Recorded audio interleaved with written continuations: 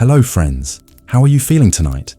I hope your body is relaxed and your mind is calm.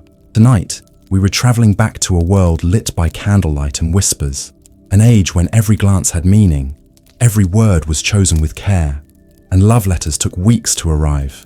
This is the quiet, mysterious world of Victorian courtship, where romance moved at the pace of ink drying on paper, and where emotion lived beneath lace and silence. Stay with me, dear listener, as we unfold how love was truly expressed in a time of elegance, etiquette, and longing. What Victorian dating was really like. If you enjoy peaceful journeys through history like this, please remember to like, subscribe, and tell me in the comments where you're listening from tonight. Night settles softly over London.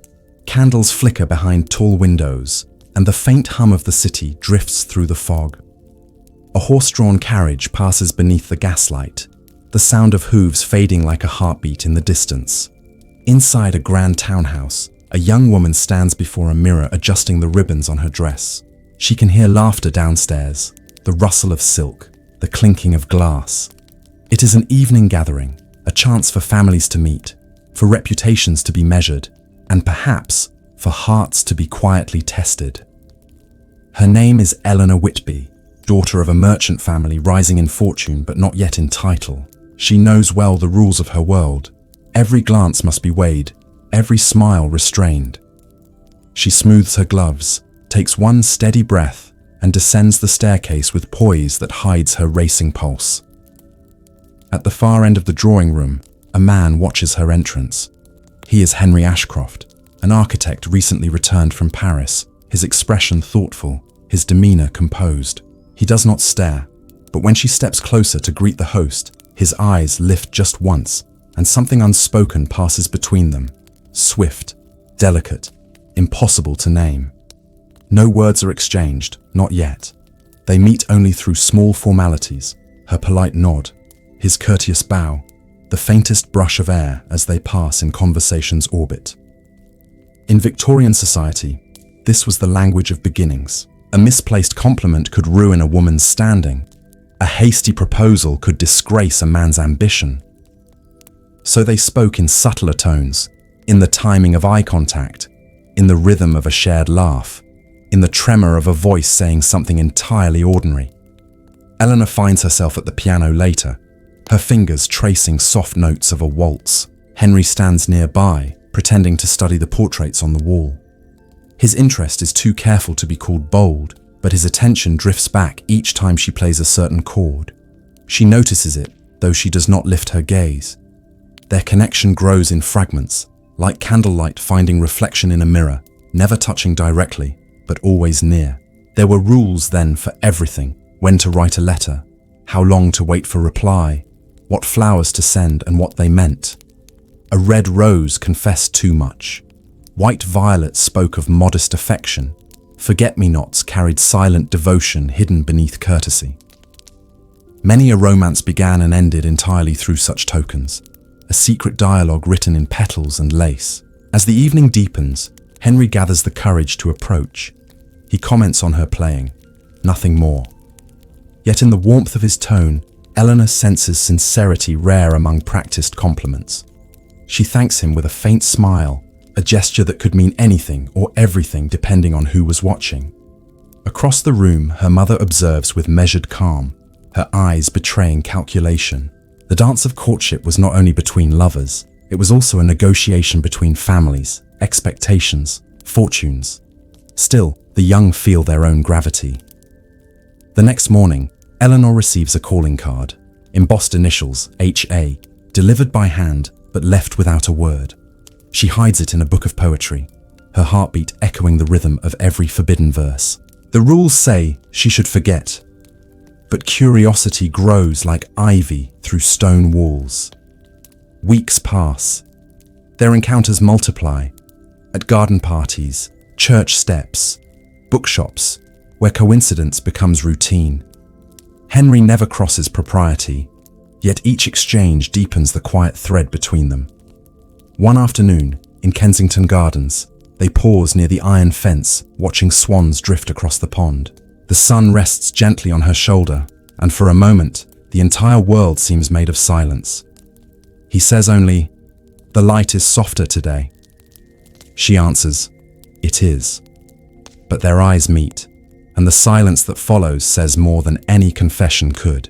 Courtship, then, was an art of patience. A touch was scandal. A word could ignite gossip, and still hearts found ways to speak through pauses, more powerful than speech itself.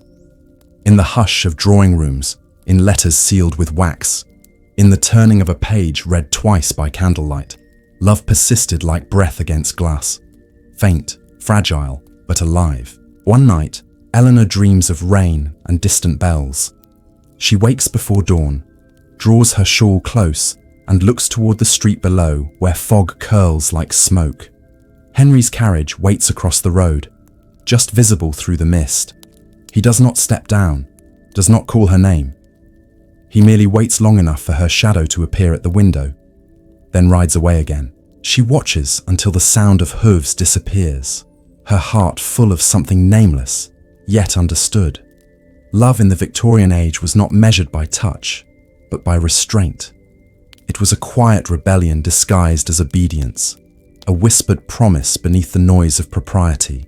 And though Eleanor and Henry may not yet speak their truth aloud, every silence between them grows heavier, more certain, as if the world itself conspires to bring them closer without breaking the spell of secrecy.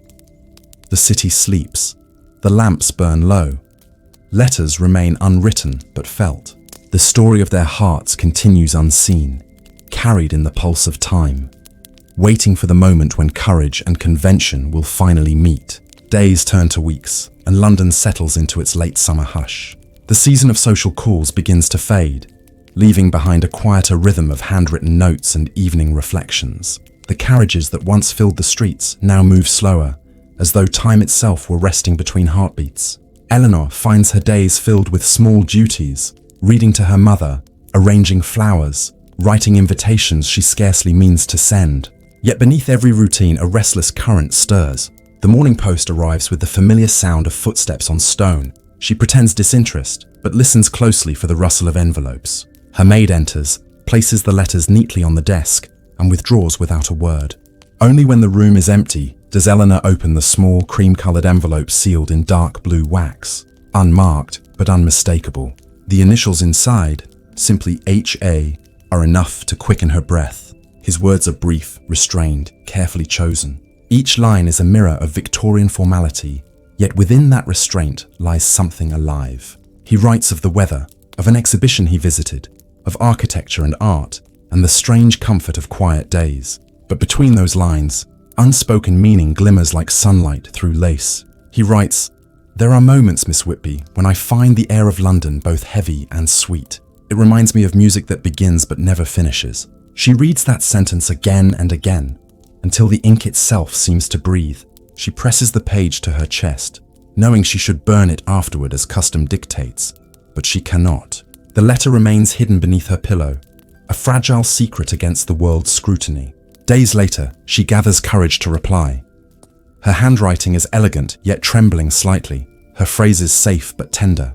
She writes of reading Tennyson by the window, of hearing the bells of St. Mary's at dusk, and of the strange stillness that lingers after rain.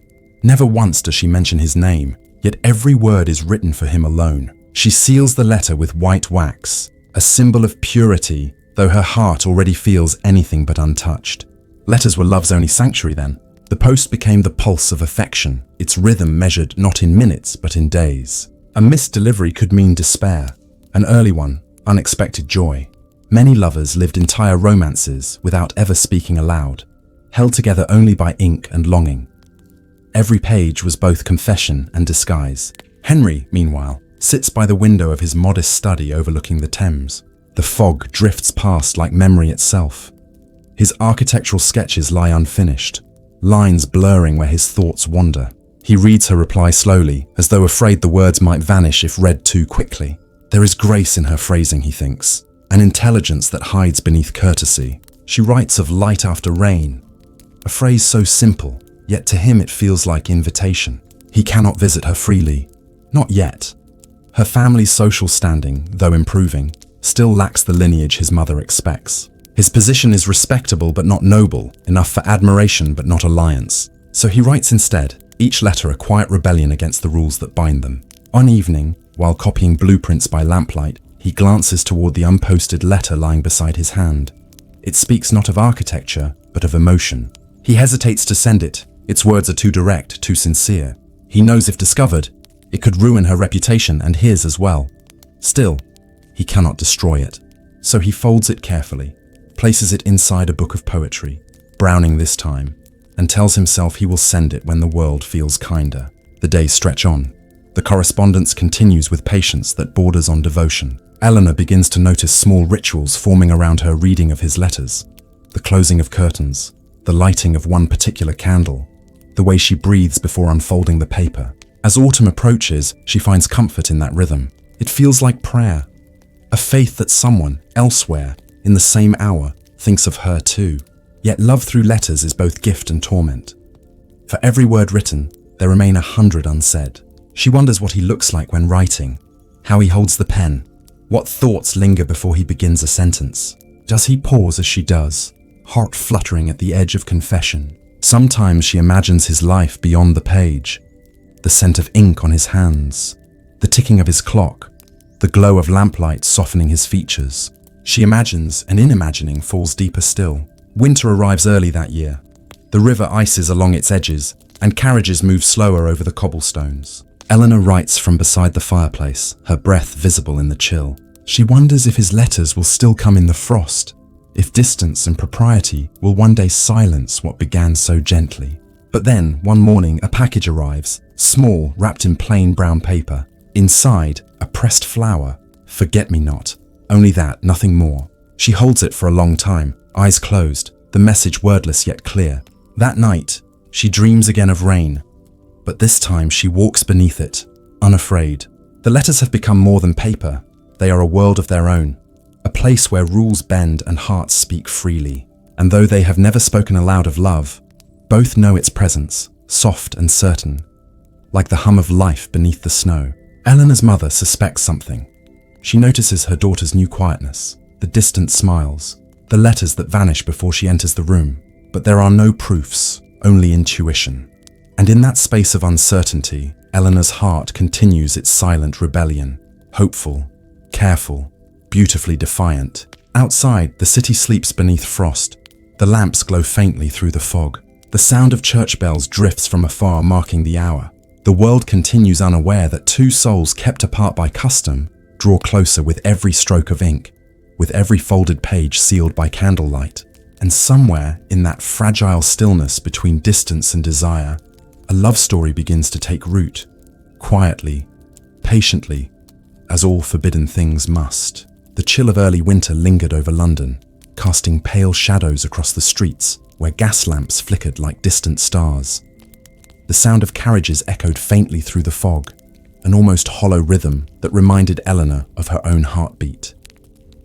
As she moved quietly through the halls of her family's townhouse, the scent of burning coal mingled with faint traces of lavender, and the world outside seemed distant and unreal. She paused by the drawing room window, watching smoke curl from neighboring chimneys, thinking of Henry and the letters that had begun to shape her days and nights.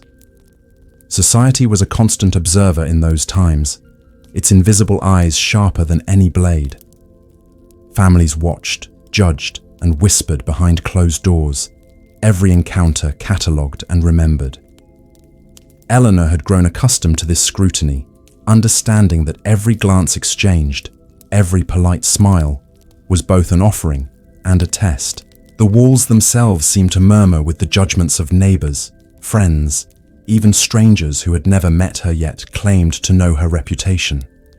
Henry's presence, though distant, was not immune to these unseen eyes. Every carriage that paused outside her home for a visit, every formal engagement announced in the newspapers, carried weight. He could not appear too often, for propriety demanded limits. Yet every chance to see her, even across a crowded room at a charity gathering, was treasured like a rare jewel. A simple bow in passing, an exchange of polite words, was a language understood only by them, a dialect of the heart hidden beneath the watchful gaze of the world. That evening, Eleanor prepared for a small gathering hosted by a family friend. A pale firelight flickered against polished wood as she adjusted the ribbons on her gown, her fingers trembling slightly, though she did not allow it to show. She paused to look at herself in the mirror, catching the faintest glint of a smile, then descended the staircase with careful poise. Outside the window, snow began to fall in thin, delicate flakes, coating the streets in white. The soft hush it brought to the city seemed to slow time itself, and Eleanor felt, for the first moment that evening, that the world belonged only to her and Henry, though he was still far away. At the gathering, conversation flowed like measured music, polite and refined. Men discussed architecture, trade, even politics. Women commented on embroidery and literature.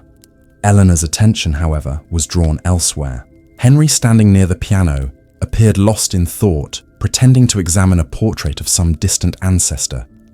But she noticed the subtle turn of his head, the way his eyes lingered for just a fraction longer than propriety might allow. The subtlety of Victorian courtship was a study in restraint. Every movement carried weight, every word had meaning. The raising of a fan, the slight incline of the head, the manner in which a visitor's hand rested on a table. Each gesture could convey admiration, interest, or rejection. Yet it was never direct, nor could it be.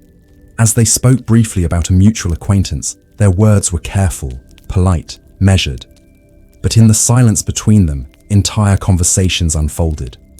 Unspoken questions were answered by the tilt of a shoulder, the flutter of lashes, or the faintest shift in posture.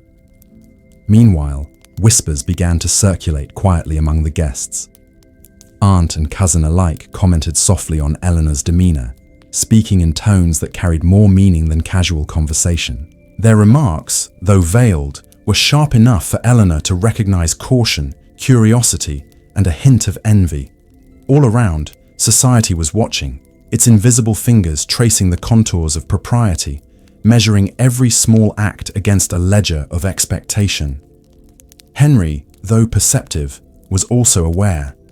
He never overstepped the bounds of decorum, never allowed passion to show where it could be misinterpreted. Yet even within these boundaries, his admiration was evident to those who knew how to read the language of subtlety. Later that night, Eleanor returned to her bedroom, her cheeks warmed by firelight, her thoughts restless. She retrieved the letter Henry had sent the previous day, carefully folded and sealed, its wax still holding the faint imprint of his initials. She traced them lightly with her fingers, feeling the curve of each letter as though it carried the warmth of his hand. The words inside spoke of architecture, of art, of fleeting moments of beauty in the streets of London, of the quiet longing he felt when the city slept. He never mentioned love outright, yet she understood every phrase as declaration, as promise, as bridge across distance and duty. Her own reply would have to be equally careful. A single misphrased word could undo weeks of careful rapport, placing both their reputations at risk. Eleanor had learned to write in layers. What appeared casual on the surface was laden with nuance. Beneath decorum lay emotion, suppressed but powerful. In her desk drawer lay her journal, a place where she could pour words freely, without regard for etiquette. Here, thoughts flowed unchecked, scribbled in ink that caught only her understanding, never meant for anyone else. She thought often of the subtle moments shared in passing, the slight touch of a glove, the shadow of a smile that lingered too long, the way his eyes followed her through a room before returning to a polite gaze. These were their conversations now, conversations that could not be interrupted by word or touch. They were the threads that bound them, threaded through distance, observation, letters, gesture, and shared circumstance. Even in solitude, Eleanor felt Henry's presence as a quiet pulse at the edge of her awareness. She imagined him at his study desk, his pen poised above paper, the firelight flickering across his focused expression. His thoughts, like hers, wandered in circles of restraint and desire, each carefully contained, each imbued with longing. They were not alone, for society surrounded them like a lattice, its eyes ever watchful. Yet within its scrutiny, they carved a private space, a secret chamber in the daylight where only hearts could speak. Winter deepened, and the days grew shorter. The candle on Eleanor's writing desk became her constant companion, its flame small yet steadfast. The letters piled neatly beside it, some unopened, others read and reread, a testament to patience and the quiet power of connection. The world beyond her window, the snow-coated streets, the hushed carriages, the muffled voices of London, remained unaware that in a modest townhouse, between polite society and rigid etiquette, a story of tentative love unfolded layer by layer, letter by letter, gesture by gesture. Eleanor understood that every whispered word behind closed doors could change everything. Yet the whispers did not deter her. They reminded her that what they shared was rare, delicate, precious. That love in this era was a garden requiring patience, attention, and faith.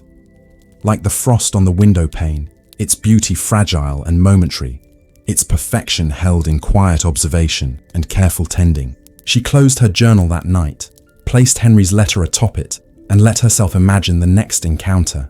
Another bow, a brief exchange, a smile that lingered longer than propriety allowed. In those small, almost imperceptible moments, they communicated more than words ever could. Moreover, the whispers behind the curtain, the cautious glances, the subtle commentary of society, only served to sharpen the intimacy of their connection, turning every polite smile into a treasure, each glance into a secret bridge across expectation. Eleanor lay in bed, hearing the muffled sounds of the city, snow falling in the courtyard, firewood crackling in the hearth of the house below. Her thoughts, though careful, wandered freely to Henry, his letters, his presence. She knew that courtship was an art, that love required patience, that even silence could be eloquent. And as sleep began to claim her, her heart beat softly to the rhythm of whispered words and gestures unseen, a language that belonged to them alone, a language of courtship spoken not aloud but felt deep within. The morning light filters softly through lace curtains, casting delicate patterns across the polished oak floors of Eleanor's parlour. The chill of winter has begun to settle into London, bringing with it a stillness that feels almost sacred. A fire burns low in the hearth, its glow flickering against the gilded frames of family portraits, while the faint scent of lavender and beeswax fills the air. Eleanor stands quietly by the window, adjusting the folds of her gown, her fingers brushing lightly against the soft fabric. She hears the distant chime of church bells, marking the hour, each note a reminder of time's passage and the careful rhythm of propriety. Today is no ordinary day. Henry has requested to call upon her family. A parlour visit arranged through letters, each phrase weighed for politeness and measured expectation. A visit of this nature is both commonplace and extraordinary. It is expected, formal, yet loaded with unspoken potential. Eleanor feels a flutter of anticipation beneath her composed demeanour, aware that every gesture, every glance will be scrutinised by her mother, and, perhaps, by the society that circles unseen around them. The front doorbell chimes softly. A moment of quiet passes, and then a servant announces, "Mr. Henry Ashcroft." Eleanor's heart quickens, but her expression remains composed. She glances toward her mother, who nods imperceptibly, an unspoken signal that decorum must be observed at all costs. As Henry steps into the parlour, he bows politely, his hat held carefully in one hand. His eyes, however, seek Eleanor's briefly, lingering just long enough to convey recognition without overstepping the bounds of propriety. The parlour itself is a study in Victorian elegance. A Persian rug cushions each footfall, while mahogany furniture gleams under the soft firelight. The curtains are drawn back slightly to admit the pale winter sun, and a vase of fresh roses adds a quiet note of colour against the muted tones of the walls. The room is orderly, every object carefully placed to reflect refinement, restraint, and a subtle display of social standing. Here, within these walls, every gesture and word will carry weight beyond their immediate meaning. Henry steps forward, removing his gloves and smoothing his coat. He offers a polite greeting to Eleanor's mother, and then inclines slightly toward Eleanor herself. She returns the gesture, her fingers lightly clasped in front of her gown. As they move to sit near the piano, conversation flows carefully, measured by the rules of etiquette. He speaks of recent exhibitions in London, of architectural sketches, of books he has read, each topic chosen to demonstrate intelligence, refinement, and cultured interest. Eleanor responds with quiet observations, her tone gentle, yet layered with subtlety. She remarks upon a particular painting she recently admired, noting its delicate handling of light and shadow. Henry listens attentively, nodding, his eyes conveying more than words ever could. The parlor grows warmer as the fire crackles, casting a golden hue across the room. Henry moves to take a seat nearby, a respectful distance maintained. A brief silence falls, comfortable yet charged with unspoken meaning. They are two people navigating a world of rules, each aware of the delicate balance between honesty and restraint. Eleanor's glances, carefully controlled, linger longer than propriety might allow. Henry's responses, though polite, carry subtle inflections of emotion, like notes of music hidden beneath the surface of a formal composition. A servant enters with tea, its silver tray gleaming, delicate porcelain cups filled with steaming liquid. The act of pouring, offering, accepting. Each gesture is both practical and symbolic. A momentary touch of hands as the cup is passed, an exchanged nod of thanks. These are the quiet confessions of affection in a world that forbids direct expression. Eleanor and Henry are keenly aware of each motion, reading meaning into each breath, each shift of posture, each faint smile. Time flows differently in the parlor. It stretches and contracts with the rhythm of conversation, interrupted by glances toward the mantel clock, by the subtle turning of pages in a book of poetry, by the soft scrape of a chair against the rug. They speak of light things, weather, books, music, but beneath every sentence lies a layered current of emotion, carefully tempered by societal expectation. Each word is measured, each silence intentional. Eleanor notices Henry's gloved hand resting lightly on the arm of his chair.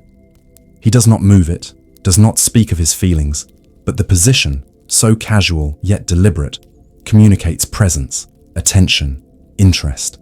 The parlor, once a space of mere decorum, has become a theatre in which the private language of courtship is enacted. A glance, an intonation, a pause, all performative yet intimate, each containing the potential to ignite feelings unspoken.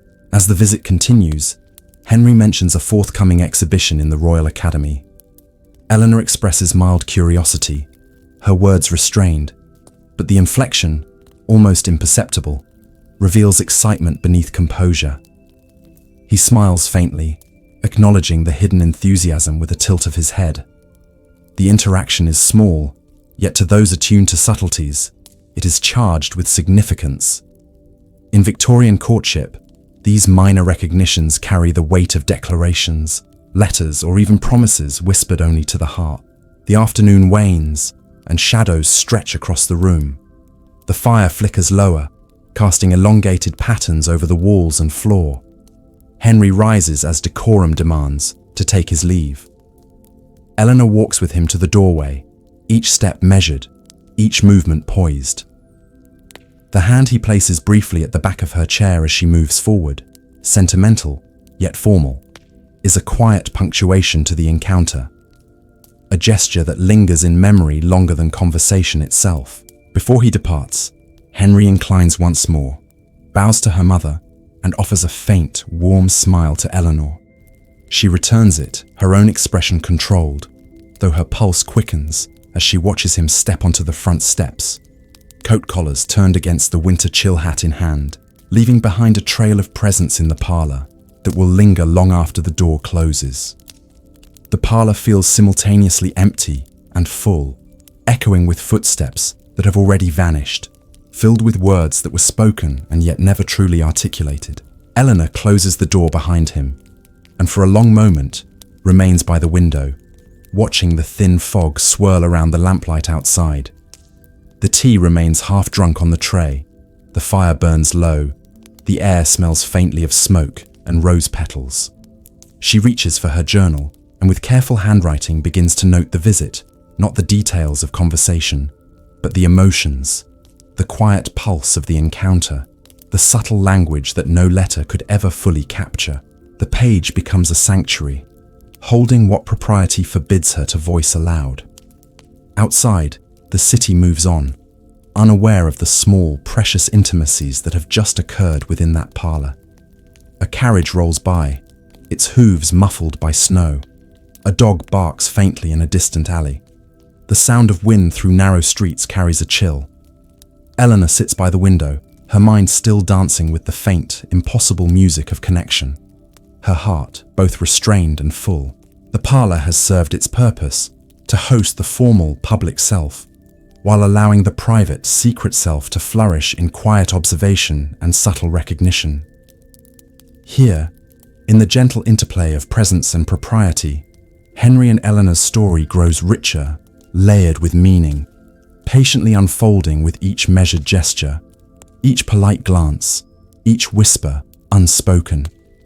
As dusk settles and candles dim, Eleanor breathes deeply, savoring the warmth of memory, anticipation, and the exquisite tension that is neither declared nor denied. She understands now that love in their world is measured not in open confession, but in moments carefully orchestrated, the silent conversation of hearts across polished floors, and firelight, the delicate choreography of Victorian courtship that will continue to guide them quietly and irresistibly through the days and nights to come.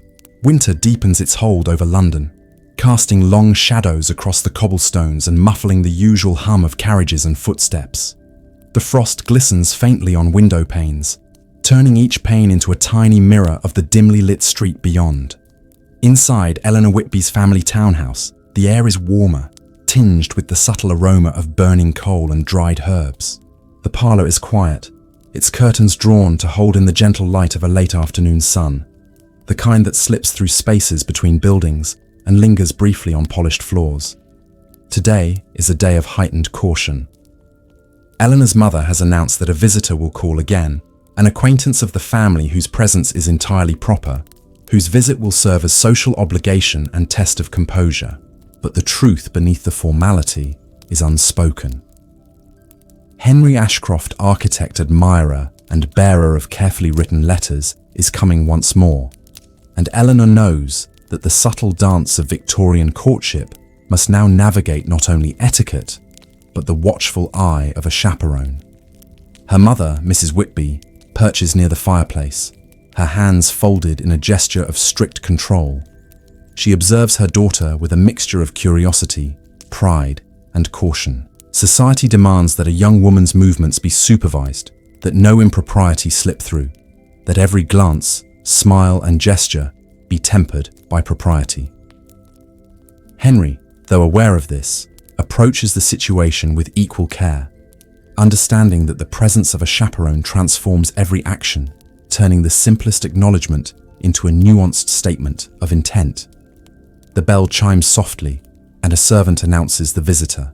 Henry steps into the parlor, his coat brushed, hat held respectfully, gloves in hand. He greets Mrs. Whitby with polite warmth, then inclines slightly toward Eleanor, his eyes carrying the faintest gleam of recognition. The chaperone sits slightly apart, observing, her expression composed, her gaze never wavering from Eleanor. Each movement in the room is a statement, each pause measured. Henry and Eleanor exchange words carefully, small talk that follows the rhythm of social expectation. The conversation seems ordinary, discussing books recently read, exhibitions visited, architecture admired. Yet beneath these sentences, there is a subtle thread, unspoken but understood, a language crafted from glances, inflections, pauses, each word carrying more than it appears to convey. The chaperone's presence constrains them, yes, but it also sharpens their awareness, teaching them how to communicate with precision and care. A teapot is brought in, steam curling in delicate spirals. The act of pouring, handing cups, accepting with gratitude. These simple gestures are laden with layered meaning. Henry's hand, as it passes the cup, never brushes Eleanor's beyond propriety, yet the near touch lingers in the mind, creating a small, potent intimacy unseen by the chaperone. The subtle tension of proximity becomes a dance, each step cautious, each pause deliberate, each glance weighted with emotion carefully concealed. Eleanor feels her heart quicken as she answers Henry's questions, noting with care that her tone remains polite, yet carries a hint of warmth. Soft enough to remain unnoticed by her mother, but clear to Henry's observant eyes. They speak of mutual acquaintances, of winter exhibitions of art, of the snowlight across the Thames, yet every line is infused with something private, like a secret written between the lines of the spoken word. The chaperone, Mrs. Whitby, occasionally interjects with neutral commentary, questions that serve both propriety and observation. Have you seen the latest sketches at the Royal Academy, Mr. Ashcroft? Did you find Miss Whitby's recital enjoyable? Each query is a test, designed to measure character, poise, and adherence to societal rules. Henry answers with calm respect, never overstepping, never allowing emotion to slip unchecked. Each measured response deepens Eleanor's admiration, though it must remain hidden, shielded by polite smiles and lowered eyes. Time flows slowly, marked by subtle indicators, the shifting glow of the fireplace, slight lengthening of shadows across the rug, the ticking of a mantel clock whose sound echoes faintly through the room. They speak and pause, listen and observe, each action a carefully chosen note in the symphony of their courtship, tempered by the omnipresent eye of the chaperone. At one point, Eleanor rises to refill a vase of flowers, her hands steady, but her mind aware of Henry's gaze. He notes the motion, not overtly, but in the subtle tilt of his head, an acknowledgement that goes unnoticed by Mrs. Whitby. Yet for them, it is communication enough, a private thread in a world of observation, each gesture a verse in their growing story of connection. Letters continue to arrive, even as in-person meetings are constrained. The post is a lifeline, a world in which their thoughts can be expressed with less restraint. Yet the chaperone's presence in the parlor teaches patience, shows the importance of restraint, and transforms the ordinary act of conversation into an art form. Through each visit, each polite exchange, each measured pause, their understanding deepens, layer by layer, like frost forming intricate patterns on a window pane. Beautiful, delicate, transient, perfectly Victorian. The afternoon stretches toward evening. Henry rises as decorum demands, placing his hat and gloves back in order, and bows politely to Eleanor and her mother. A faint smile passes between him and Eleanor, small, controlled, but rich with meaning. The chaperone watches, her expression unreadable, but the private language between Eleanor and Henry remains intact, flowing quietly beneath the surface. As the door closes behind him, Eleanor feels both relief and longing. Her heart pulses with emotions restrained, her mind replaying every nuance, gesture, and glance. The parlor is quiet once more, its air heavy with warmth, smoke, perfume, and possibility. Eleanor walks slowly to her writing desk, sits, and writes carefully in her journal, recording not the words spoken, but the emotions, subtleties, gestures, the hidden language of courtship that no one else could understand. Outside, the streets are silent. The lamps glow softly through drifting snow, the muffled sounds of the city distant. A carriage passes, its hooves muffled by the cold, icy streets. The world goes on, unaware of the quiet drama within the parlor, the meticulous interplay of attention and restraint, the growing connection between two hearts that must speak without words, gesture, or glance beyond the bounds of propriety. Eleanor lingers by the window until the last hints of twilight fade, then closes the curtains gently, leaving only the flicker of the hearth's glow in the room. The letters on her desk, the journal, her memories of the afternoon, they are all she needs to keep Henry close, even as distance and decorum maintain their delicate barrier. Love, in this world, thrives in shadows and whispers, through careful observation, through gestures unnoticed, through the private pulse of hearts beating beneath the watchful eye of society. She settles into bed that night, firelight fading, her mind replaying each subtle smile, each polite bow, each quiet glance between them. The chaperone's presence may have constrained their movements, but it has also heightened their perception, teaching patience, teaching subtlety, teaching the language of connection that will guide them through the weeks, months, and seasons to come. A love that blooms slowly is a love that lasts, and Eleanor feels that in every cautious breath, every folded letter, every hidden thought, her heart grows more certain, more resilient, more full. The night of the winter ball arrives with a hush over London. The streets glimmer under lantern light, snowflakes drifting softly through the chill air, landing on horse-drawn carriages and cobblestone paths with gentle grace. The city seems transformed, its familiar contours softened by frost and shadow, its sounds muted into a gentle symphony of distant bells, hoofbeats, footfalls, and whispered conversations.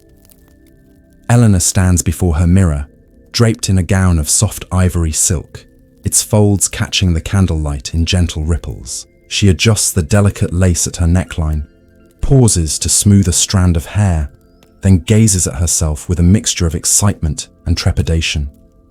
The winter ball is an event where appearances matter as much as actions, where every glance, courtly bow and movement is observed and noted by a world that never truly sleeps. Her mother, standing nearby with hands folded, offers a gentle but firm reminder of decorum. "Remember, Eleanor," she says, voice calm but edged with authority. "The winter ball is both a privilege and a test. It is not merely dancing, it is observation, conversation, and the art of propriety." Eleanor nods, her pulse quickening subtly at the thought of Henry's presence. The letters, careful exchanges of affection across days and weeks, have prepared her mind for this encounter, though the immediacy of the event carries its own quiet tension. The carriage ride to the grand hall is enveloped in mist and snow. The lanterns glow faintly, casting golden halos on the frosted windows. Henry sits opposite Eleanor, gloved hands resting lightly on his lap, his expression composed yet tinged with anticipation. They exchange polite conversation, discussing the frost's effect on the streets, recent exhibitions, or the music they expect to hear. Yet beneath every measured word lies the current of awareness. Each searching glance, each subtle inflection, each pause a private language of longing and restraint. Upon arrival, the ballroom unfolds like a scene from a dream. Polished floors gleam beneath crystal chandeliers, casting reflections in 1,000 directions. Mirrored walls double the brilliance of candles.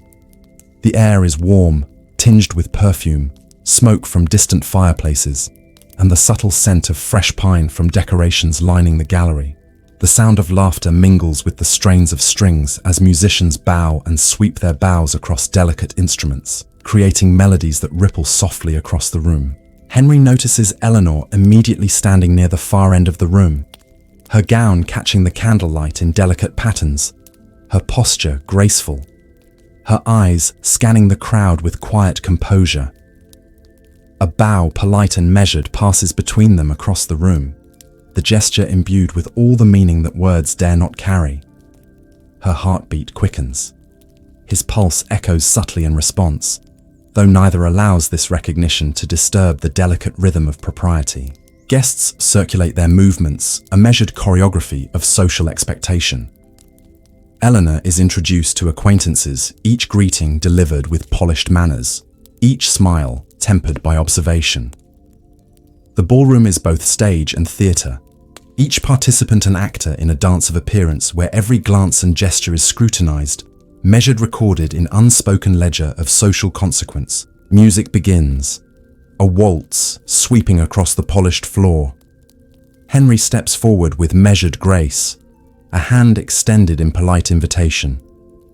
Eleanor accepts, her fingers lightly brushing his in a moment charged with quiet electricity.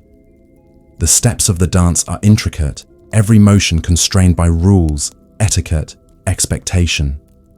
Yet within these boundaries, freedom exists, the freedom to communicate, express, connect through subtle pressure, tilt of head, soft glance, slight smile.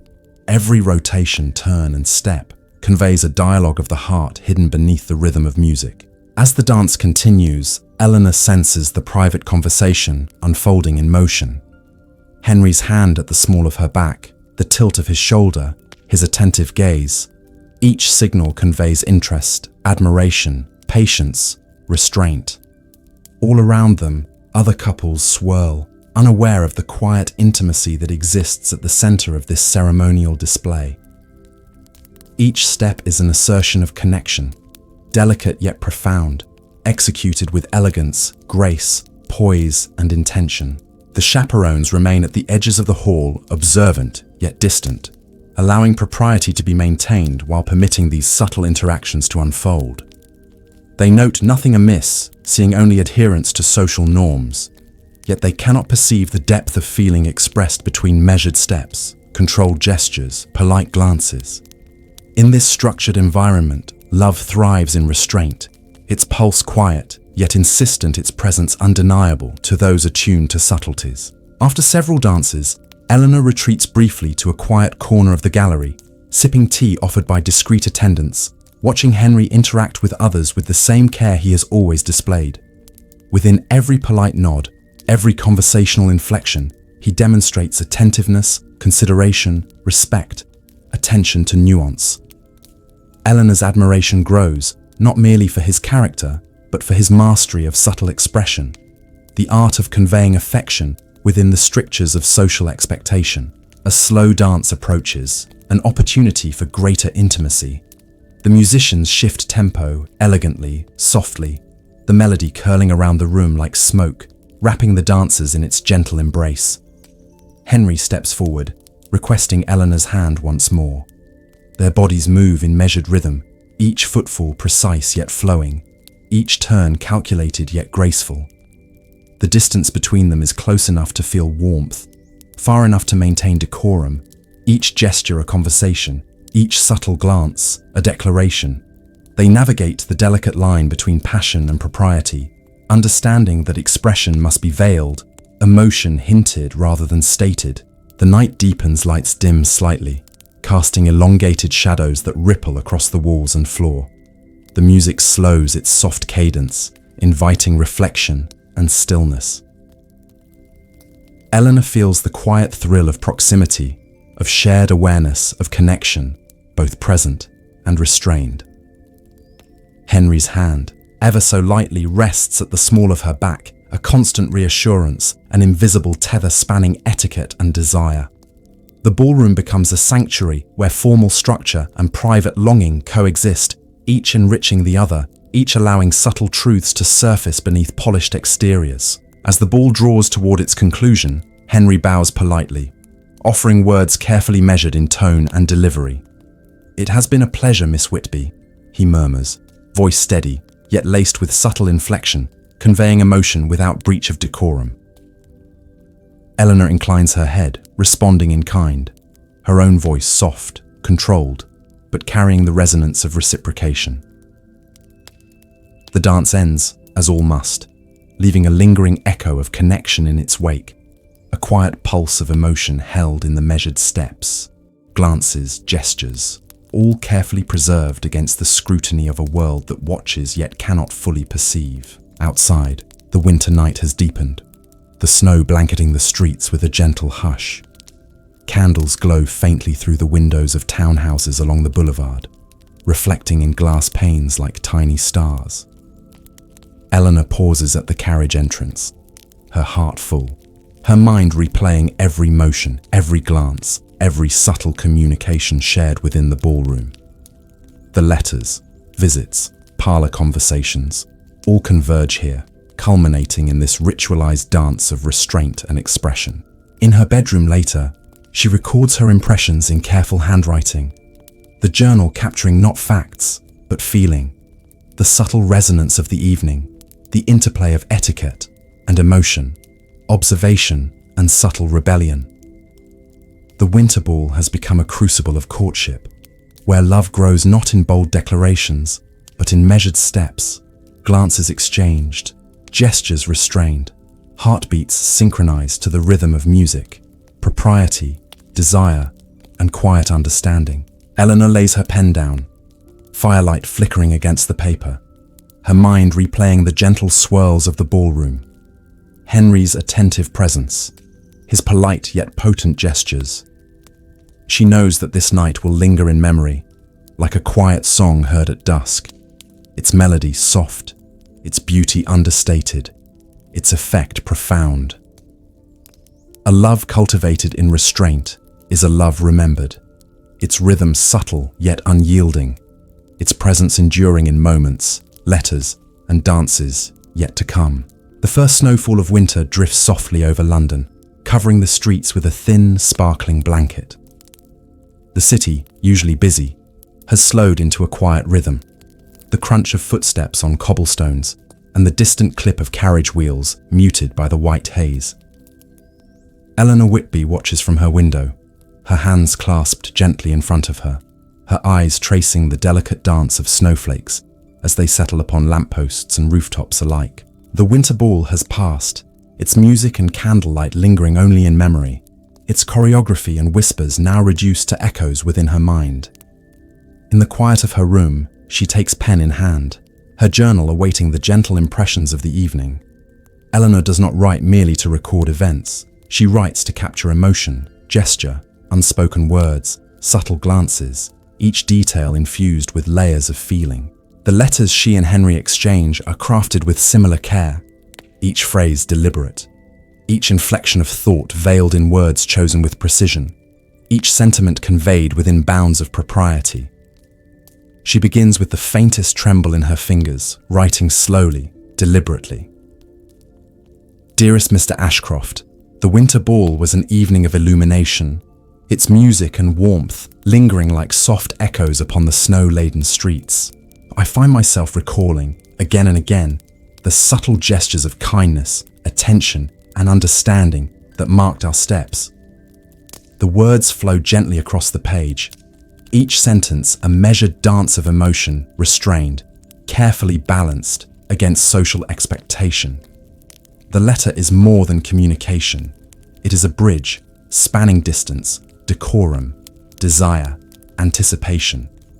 The act of writing is itself a ritual, a seal to be pressed upon the envelope, wax warming to the touch, a stamp applied with care, then the letters folded in such a way that the recipient may unfold them with reverence and anticipation.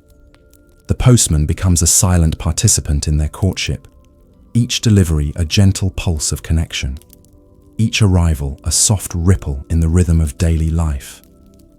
Henry receives Eleanor's letter in his study, his fingers lingering upon the seal before breaking it. The handwriting, careful and refined, carries warmth beyond the ink, its curves and flourishes echoing the composure and sensitivity of its author. He reads each line slowly, allowing the words to sink beneath the surface, feeling their unspoken resonance.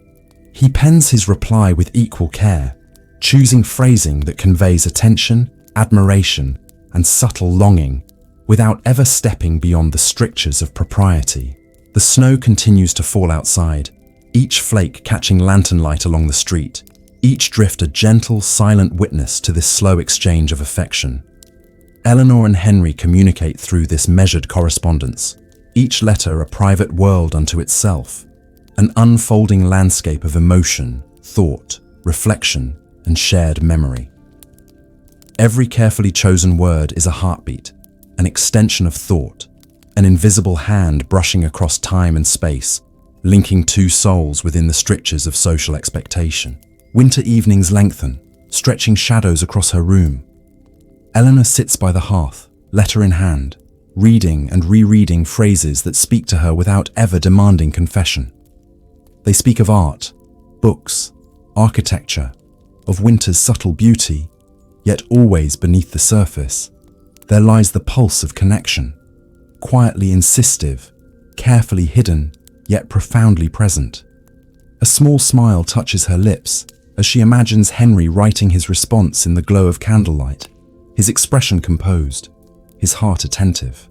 The rhythm of their correspondence becomes a meditation, each letter a soft cadence within the otherwise ordinary passage of days. Henry's reply arrives with predictability, his handwriting meticulous, his tone measured, his words conveying attention and warmth, layered with restrained affection. Eleanor reads, absorbs, then responds in turn, her writing becoming a silent dialogue, each phrase a thread in the tapestry of their connection. The snow deepens outside, its white stillness mirroring the quiet unfolding of emotion within each letter. Her fingers trace the curves of ink on paper, reading lines she knows will be read with equal care. Every comma, period, inflection of phrasing deliberate, every nuance meaningful. Eleanor notes Henry's mention of a sketch he has begun, imagining the careful lines of his pencil, his attention to detail, a reflection of his thoughtfulness, a mirror of the care she applies to her own letters. In the evenings, they read aloud in solitude, the letters to themselves as if hearing the other S voice in the quiet hush of a winter night. The words resonate beyond ink and paper, carrying warmth, presence, understanding. The room becomes a sanctuary, the candlelight flickering over vellum pages, the snow outside falling in gentle, silent rhythm, each flake a quiet witness to their shared, though distant, intimacy. The letters are not merely words. They are a slow, deliberate construction of shared world. An intricate dance conducted across miles of cold streets and social distance. Eleanor notes the care with which Henry references her observations from previous letters, the subtle continuity of thought, a conversation that stretches over days, weeks, even months, each letter folding history, hope, anticipation, desire into ink and paper. Their hearts converse in silence, spanning distance, propriety, even the unyielding walls of societal expectation. One evening, Eleanor tucks a small pressed flower into a letter, its delicate petals a quiet offering of presence, care, thoughtfulness. Against the pale snow outside, against the chill of winter winds, these small gestures carry warmth and intimacy. They are not bold declarations, but soft, persistent signals, each meant to convey attention, consideration, shared memory. A message travels unseen through frostbitten streets, its arrival awaited with quiet anticipation, its opening a ritual of the heart. Letters accumulate on Henry's writing desk, each folded carefully, each stacked in order, each a record of days, thoughts, feelings unspoken aloud. Yet in this structured exchange, freedom thrives, freedom of thought, of reflection, of attention, of expression within boundaries, of subtle confession masked by etiquette and decorum. Eleanor's journal and Henry's sketches mirror each other, their private worlds overlapping in soft, measured cadence. The snow outside thickens, the city's movements muted, its usual sounds softened and slowed. Their letters carve a private passage through the winter, through hours marked by the passing of candlelight and the quiet ticking of clocks. They are a testament to patience, respect, affection, an art of connection cultivated slowly, deliberately, like frost etching delicate patterns upon window panes, beautiful, fragile, and impermanent. Yet in their hearts, these exchanges are enduring, rooted in attention, understanding, consideration, careful observation, subtle intimacy. Even as the letters continue, as days blend into weeks, Eleanor and Henry grow attuned to one another's rhythms, anticipating pauses, noting inflections, reading silences, and understanding what is never said. A glance across a page, an echo of thought, an undercurrent of shared experience. These are the small wonders that sustain them, each carefully recorded, each meticulously crafted, each a gentle heartbeat echoing across distance, propriety, season, space. At night, Eleanor places the letters upon her desk, reads one final time before sleep, watching snow drift and settle across the quiet streets outside. Candlelight flickers against the walls, casting gentle shadows upon the paper and floor, each a subtle reminder of time passing, yet love growing. Softly, patiently, persistently, like embers glowing beneath the ashes, ready to ignite again at the next exchange, at the next careful phrase, at the next meeting when words and gestures may finally converge in person, though still measured, still gentle, still exquisitely restrained. The streets of London are hushed beneath a delicate quilt of freshly fallen snow, its surface reflecting the pale glow of gas lamps in soft, scattered halos. Eleanor Whitby steps lightly from her carriage, her muffled feet treading quietly across the cobblestones, her breath curling gently into the cold night air. She clutches her cloak close, feeling the warmth against her skin as she surveys the familiar, yet transformed cityscape. The winter ball has passed, yet the memory of Henry Ashcroft's measured attention and polite attentiveness lingers, threading through her thoughts like a faint melody played upon a delicate instrument. Henry waits at the corner, his coat brushed smooth, hat held firmly, gloves in hand. He bows slightly as Eleanor approaches, his eyes meeting hers with a quiet acknowledgement, the kind of glance that conveys recognition and respect, curiosity and care, all within the boundaries of decorum. A carriage departs nearby, its wheels muffled by the snow, leaving only the muted whisper of their own footsteps to mark the night's passage. They begin to walk, side by side. Though propriety demands measured distance, each aware of the presence of the other, each attuned to subtle rhythms and gestures that speak volumes in silence.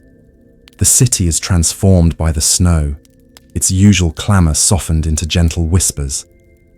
The faint echo of distant church bells mingles with the hush of wind through narrow alleyways, while the glow from shop windows spills onto the streets, casting rectangles of warmth and light across the icy surface. The air carries the scent of wood smoke and roasting chestnuts, the subtle perfume of winter markets, delicate and comforting, wrapping the walkers in a cocoon of seasonal quiet. Conversation begins cautiously, polite yet attentive, like notes strung carefully upon a fragile thread. Eleanor remarks upon the way the snow blankets familiar rooftops, how the winter light seems to bend and diffuse through the city's towers and spires. Henry responds with measured observation, commenting on the architecture, its frost-laden features, and the subtle beauty of gaslight reflecting in icy puddles. They speak not to fill silence, but to frame it, allowing pauses to linger, letting attention flow between them like an unspoken dialogue. Each glance, each tilt of the head, each careful smile, an intimate punctuation within the text of their walk. At a quiet corner, they pause near the edge of a small square, its fountain frozen into delicate filigree of ice, sparks of crystallized water catching light from surrounding lamps. Eleanor's hand brushes briefly against the edge of her muff, and Henry notices subtly, his gaze lifting to meet hers in a gentle, steady acknowledgement. The interaction is silent yet charged, its significance magnified by the restraint imposed by social decorum. Their proximity allows for shared warmth, though neither gestures beyond propriety, each movement deliberate, each glance layered with intention. The streets wind in quiet loops, turning past familiar townhouses and shuttered shops, the snow muffling every sound except the faint scraping of iron boots against cobblestone.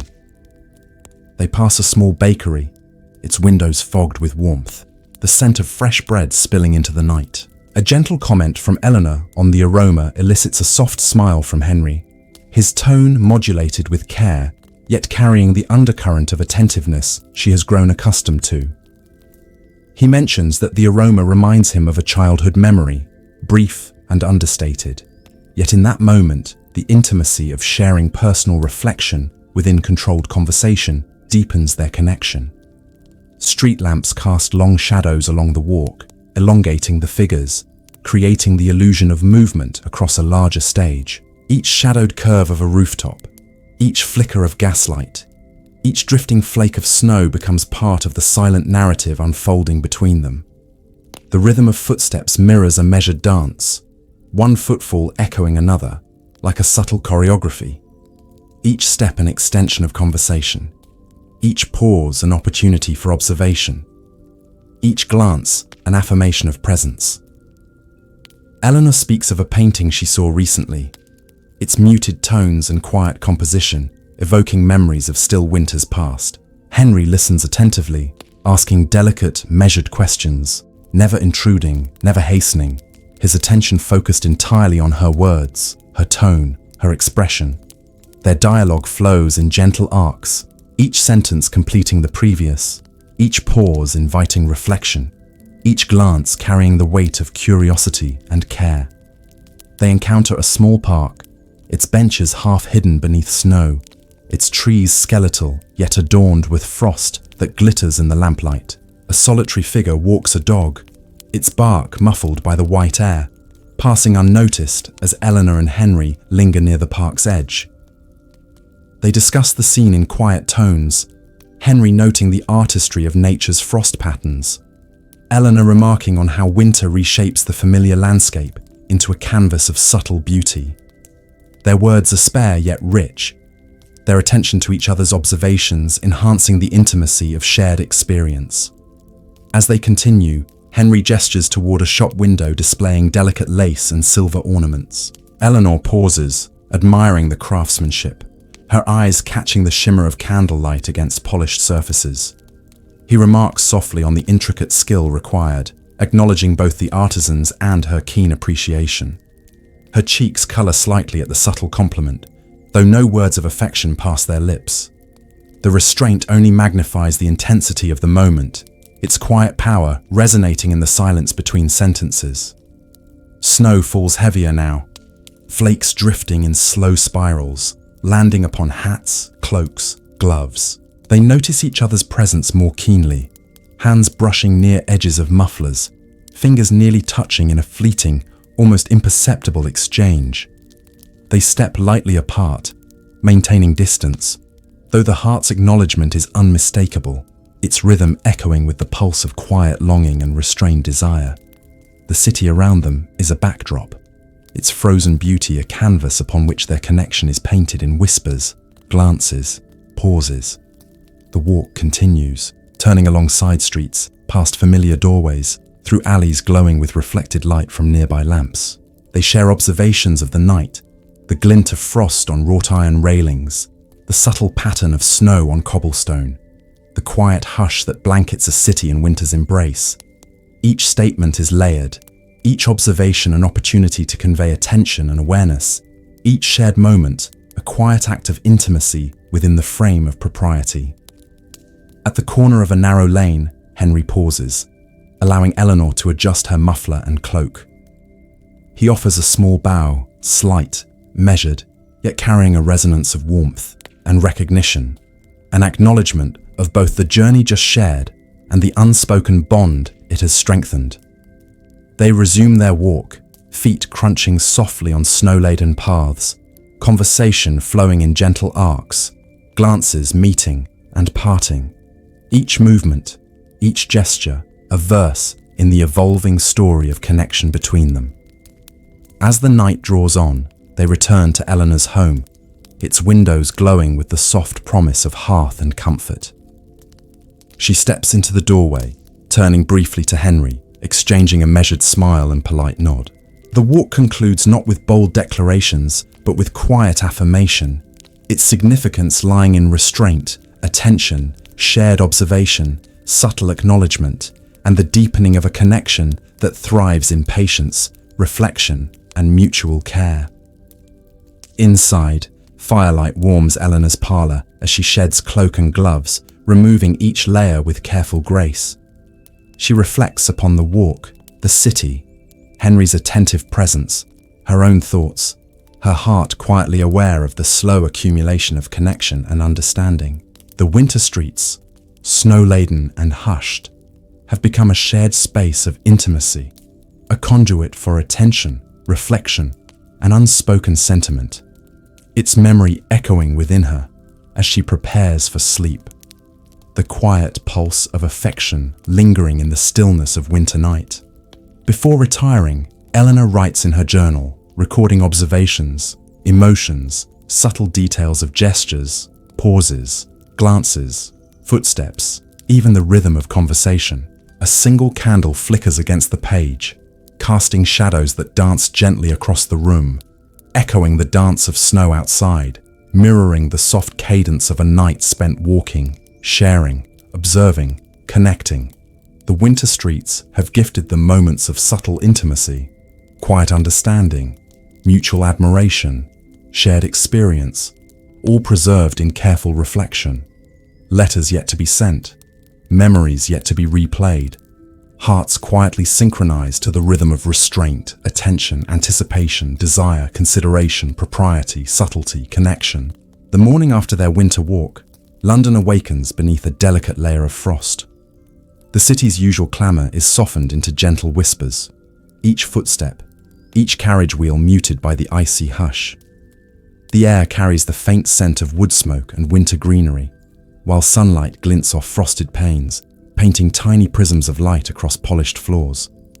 Eleanor Whitby stands by her parlor window, her gloved hands resting lightly upon the sill, watching the city breathe in the quiet cadence of early morning.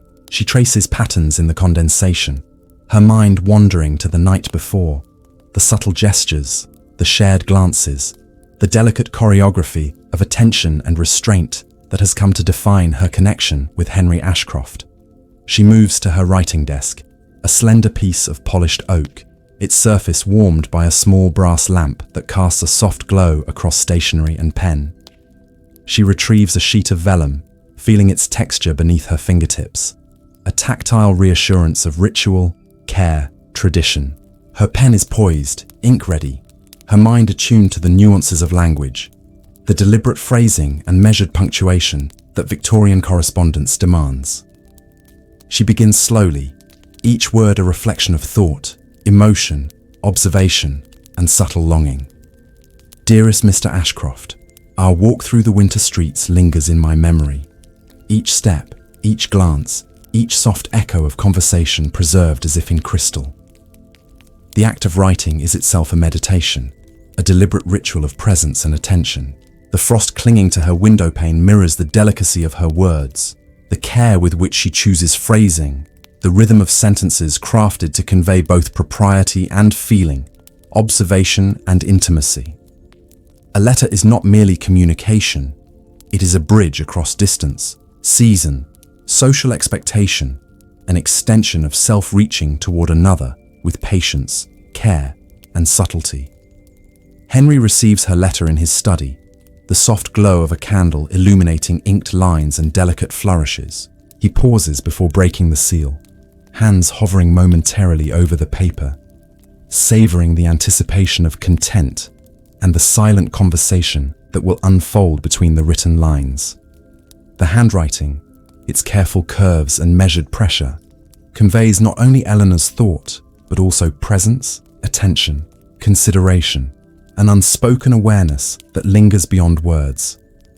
He reads slowly, absorbing each sentence, each pause, each carefully structured phrase, the meaning layered, subtle, nuanced, and deeply intimate. The exchange of letters becomes a rhythm, each missive arriving like a gentle ripple across the quiet surface of winter life. Eleanor replies with equal care, her own words layered with observation, reflection, attention, subtle humor, and restrained longing. The correspondence unfolds as a dialogue of presence and patience, each letter a vessel for thought, feeling, imagination, emotion, connection, careful attention to the unspoken, an extension of heart and mind across the cold streets and frost-laden panes that separate them. Outside, London wears its winter cloak in quiet elegance, the frost glinting on lampposts and railings, each flake a delicate witness to the private worlds Eleanor and Henry cultivate in ink and paper. The city is at once alive and hushed, its movements muted yet persistent, like the soft, deliberate pulse of letters exchanged, each containing a heartbeat, each a quiet testament to patience, care, anticipation, desire, restraint, and reflection. Eleanor tucks small mementos into envelopes, a pressed flower, an illustration, an observation of a scene from the previous walk, each gesture a subtle extension of her attention and thoughtfulness. These objects, like her words, are carefully chosen, their presence carrying weight without demanding acknowledgement, their meaning reserved for eyes attuned to nuance, gesture, and intention. Henry, upon receipt, notes these details with a quiet smile, his pen hovering over his own response, crafting phrases that acknowledge, appreciate, and reciprocate, all while adhering to the delicate boundaries of decorum. Evening descends, casting long shadows across snow-laden streets and the interiors of warm townhouses. Eleanor sits by the hearth, letter in hand, reading aloud softly to herself, feeling the rhythm of Henry's words, the subtle inflection of attention, curiosity, consideration, and quiet admiration conveyed through phrasing and punctuation. She imagines the candlelight flickering across his study, mirroring the shadows in her own room, the private worlds of thought and feeling unfolding in parallel, connected by ink, imagination, and careful attention. The letters themselves form a tapestry of shared observation, each sentence a thread woven through thought, emotion, experience, reflection. The smallest detail, the curve of a comma, the placement of a period, the subtle acknowledgement of memory or preference, each contributes to the evolving narrative of connection. The correspondence becomes a sanctuary, offering intimacy, attention, reflection, mutual understanding, comfort, and the gentle warmth of presence across distance and winter cold. As the frost thickens upon the window panes, Eleanor records her reflections from the morning walk, the patterns of snow upon railings, the glint of lamplight on icy puddles, the quiet hush of streets, the cadence of conversation, the gentle rhythm of proximity and restraint. She writes not merely to recount, but to preserve the emotion, subtlety, connection, and understanding that flourishes in the careful balance between propriety and intimacy. Henry responds in kind, his letters echoing observations, thoughts, reflections, moments of quiet delight, and subtle acknowledgement of shared experiences.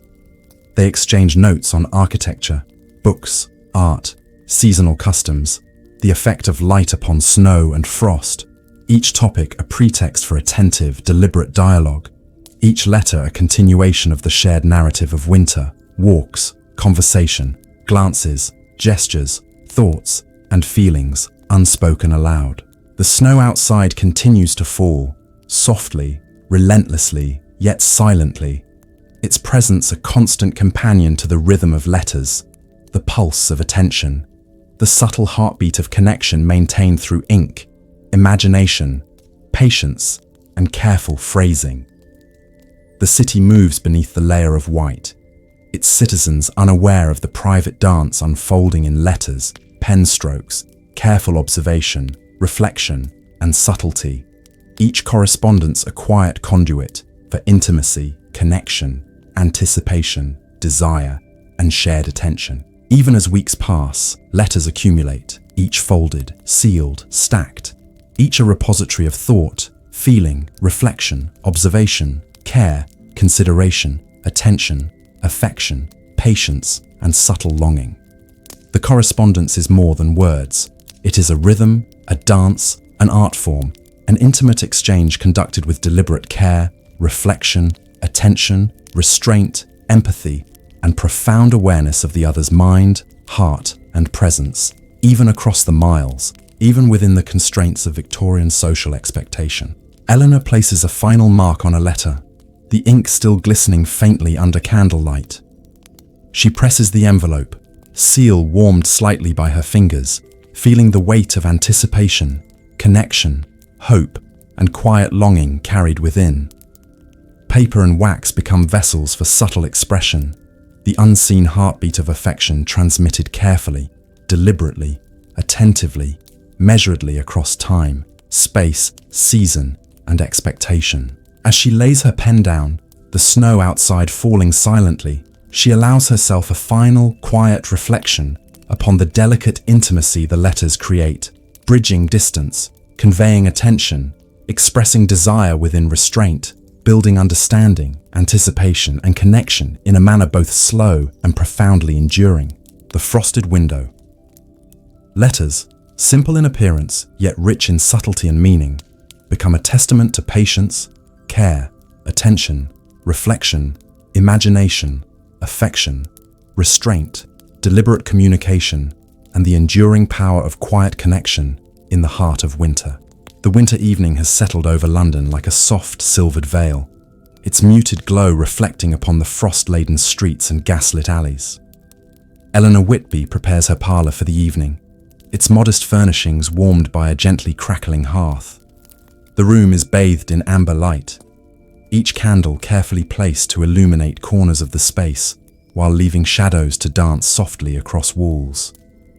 The scent of burning wood mingles with faint traces of lavender from her dressing table, the atmosphere inviting quiet reflection, patience, and gentle thought. Henry Ashcroft arrives at the appointed hour, the snow muffling his carriage wheels, his boots soft against the frozen cobblestones. He is received with a polite nod, his gloves removed with careful grace, coat brushed smooth, hat held in hand. Though the evening carries formality, there is an undercurrent of attention, anticipation, and unspoken understanding that the night will extend beyond mere civility. Their eyes meet briefly, acknowledging the rhythm of familiarity, the comfort of shared observation, the subtle pulse of connection that has grown through letters, walks, glances, and restraint. They sit near the hearth, side by side, yet maintaining the decorous distance demanded by propriety. Yet the warmth from the fire, weaving with the warmth of presence, creates a cocoon in which silence becomes as meaningful as speech. The room breathes with them. The gentle flicker of candlelight, soft shadows, the muted hiss of burning logs, each sound and movement attuned to their shared attention and careful observation. Eleanor begins to speak, her voice low, measured, like soft water over smooth stones. She recounts the details of her day, her observations of winter streets, window panes glinting with frost, the quiet industry of bakers and artisans, street children tracing patterns in the snow, each word deliberate, layered with reflection, subtle humor, attention, and a gentle intimacy. Henry listens, eyes attentive, occasionally nodding, his responses precise, yet carrying a subtle warmth that echoes the restrained affection of their letters. The conversation drifts toward personal reflections, their memories, their preferences, the smallest details that define individuality. Yet each disclosure is measured, balanced by etiquette and restraint, the delicate dance of Victorian propriety. The candlelight casts soft shadows across Henry's face, illuminating the careful attentiveness in his expression, his subtle awareness of her gestures, the way her eyes linger upon certain objects, the curve of a lip when amused, the slight tightening of fingers upon the edge of her muff. Eleanor pauses, a soft sigh escaping her lips, noting the warmth of the room, the presence of Henry, the quiet intimacy born of shared observation and unspoken understanding. She reaches for a letter she has prepared earlier in the week, a message imbued with thoughts and reflections she has yet to share aloud. The paper is smooth, faintly scented, its ink still glistening slightly beneath candlelight. Its words chosen with care, phrases constructed to convey thought, feeling, reflection, and subtle longing. Henry notices the letter and inclines his head slightly, acknowledging the intention behind the gesture. His fingers hover briefly, then he reaches to receive the note, careful to preserve its form, its weight, its subtle message. The act itself, simple yet deliberate, becomes an expression of attention, mutual understanding, and quiet anticipation. The ritual of exchange echoing the rhythm of their previous correspondence, walks, glances, letters, and subtle gestures. The letter is unfolded, sentences read silently yet aloud in thought, the phrasing deliberate, the words chosen to evoke reflection, attention, consideration, and quiet longing. Eleanor's careful observation of moments shared, the subtleties of expression, gesture, glance, voice, presence, all find voice upon the page. Henry absorbs each nuance, allowing it to echo within him, his mind and heart attuned to the rhythm of careful intimacy, subtle tension, mutual respect, and deepening connection. A pause follows, the silence filled with the weight of shared understanding and unspoken sentiment. The candlelight flickers, casting shifting shadows across their faces, highlighting eyes that meet and part, the subtlest arch of brow, the tilt of head, the quiet acknowledgement of emotion neither wishes to force into words. Yet in this restraint lies intensity. its quiet power magnified by the patience and observation cultivated over weeks of correspondence and measured encounters. Eleanor speaks again, her tone soft, measured, infused with reflection and subtle warmth. She recalls a detail from their winter walk, the curve of a lamppost in frost, the glint of ice upon a railing, the hush of the city, and conveys how these small observations carried significance through her attention and thought. Henry responds in kind, noting her perception, her insight, her attentiveness, his words layered with appreciation, quiet admiration, consideration, and subtle acknowledgement of the bond that has grown between them.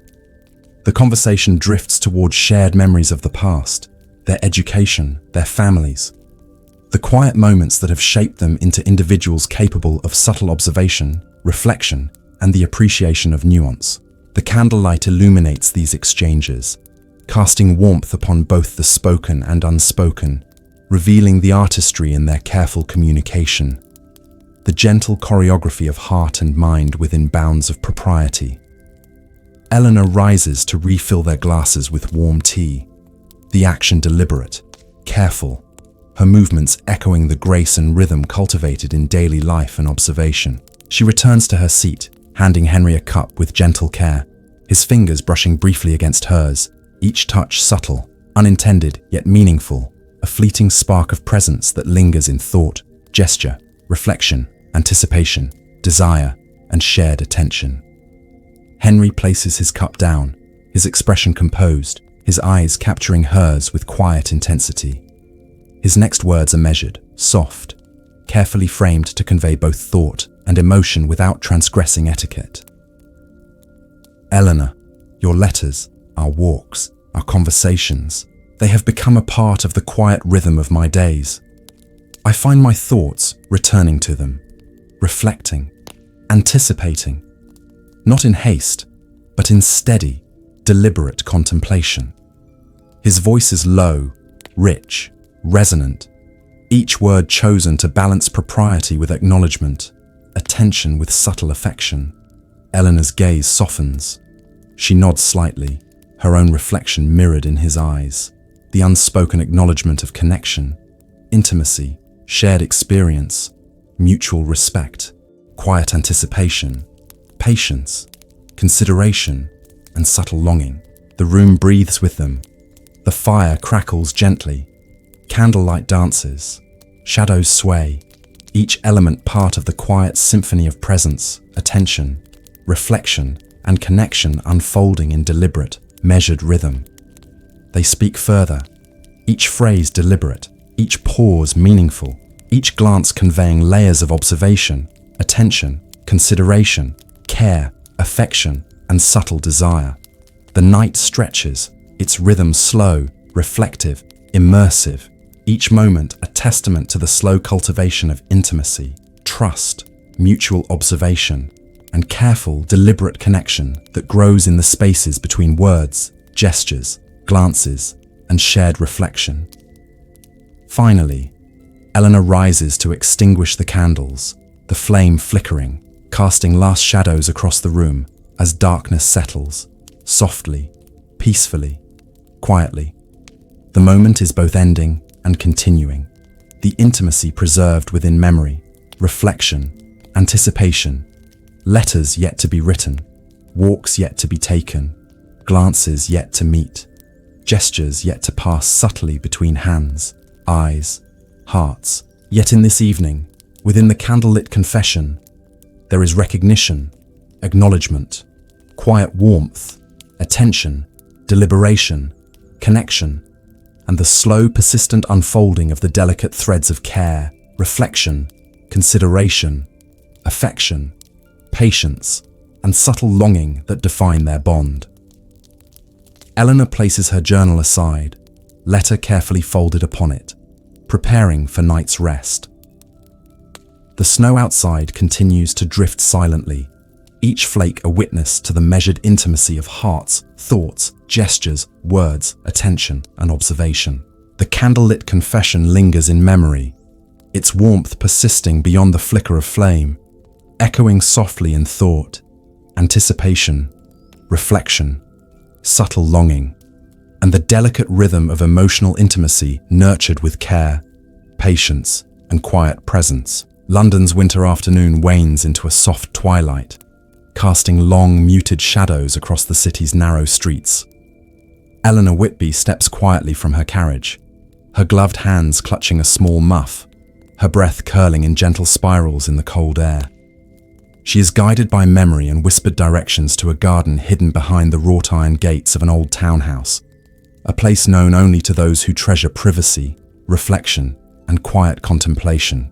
The world outside hums faintly, its noises softened by distance, while the garden waits, its hedges dusted with frost, its paths winding gently beneath the skeletal branches of winter trees. Henry Ashcroft arrives moments later, his coat brushed smooth, hat held in hand, gloves removed to allow fingers to brush softly against the frost-laden gate as he enters. He pauses, noticing the quiet elegance of the space, the way snow clings lightly to evergreen boughs, the subtle sparkle of frost catching the last light of day. The garden, though modest, offers a sanctuary, its tranquility amplifying the gentle heartbeat of presence between them, the unspoken anticipation of moments shared alone, unconstrained by the watchful eyes of society.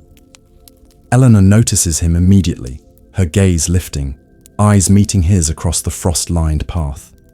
They pause, a brief bow, acknowledgement, an unspoken question in gesture and posture, each aware of the delicate dance that etiquette demands, each attuned to the unspoken pulse of connection, each sensing the quiet intimacy the garden offers against the backdrop of a bustling city beyond the gates. They walk slowly, side by side, leaving measured distance between, though the proximity is charged with restrained anticipation. The crunch of boots upon snow-laden paths, soft echoes of distant city life, the subtle hiss of wind through branches. Each sound becomes part of the immersive rhythm of their encounter. Each pause, each glance, each breath layered with meaning and observation. Eleanor remarks upon the frost on the hedgerows, the geometric patterns the ice forms upon leaves, how winter transforms the familiar into something delicate and mysterious. Henry responds, noting the interplay of light and shadow, how the faint glow of gas lamps from nearby streets blends with twilight and frost to create subtle reflections, images of elegance and quiet contemplation, each observation a thread weaving them closer in understanding and shared attention. A small fountain, its water frozen into crystalline sculpture, catches their attention. They pause near it, Henry slightly ahead, gesturing subtly toward the formation of ice upon stone. Eleanor observes, noticing how light refracts through frozen droplets, the intricacy of natural artistry, and how it mirrors the careful attention she and Henry bring to their interactions. Each movement, the tilt of head, the slight narrowing of eyes, the curve of a lip in appreciation, is observed, acknowledged, recorded in memory. Each gesture, part of the silent language that has grown between them. Conversation flows cautiously, deliberately, reflecting both restraint and desire for shared experience. They speak of art, books, seasonal customs, the muted beauty of winter landscapes, each phrase layered with reflection, care, subtle affection, and anticipation.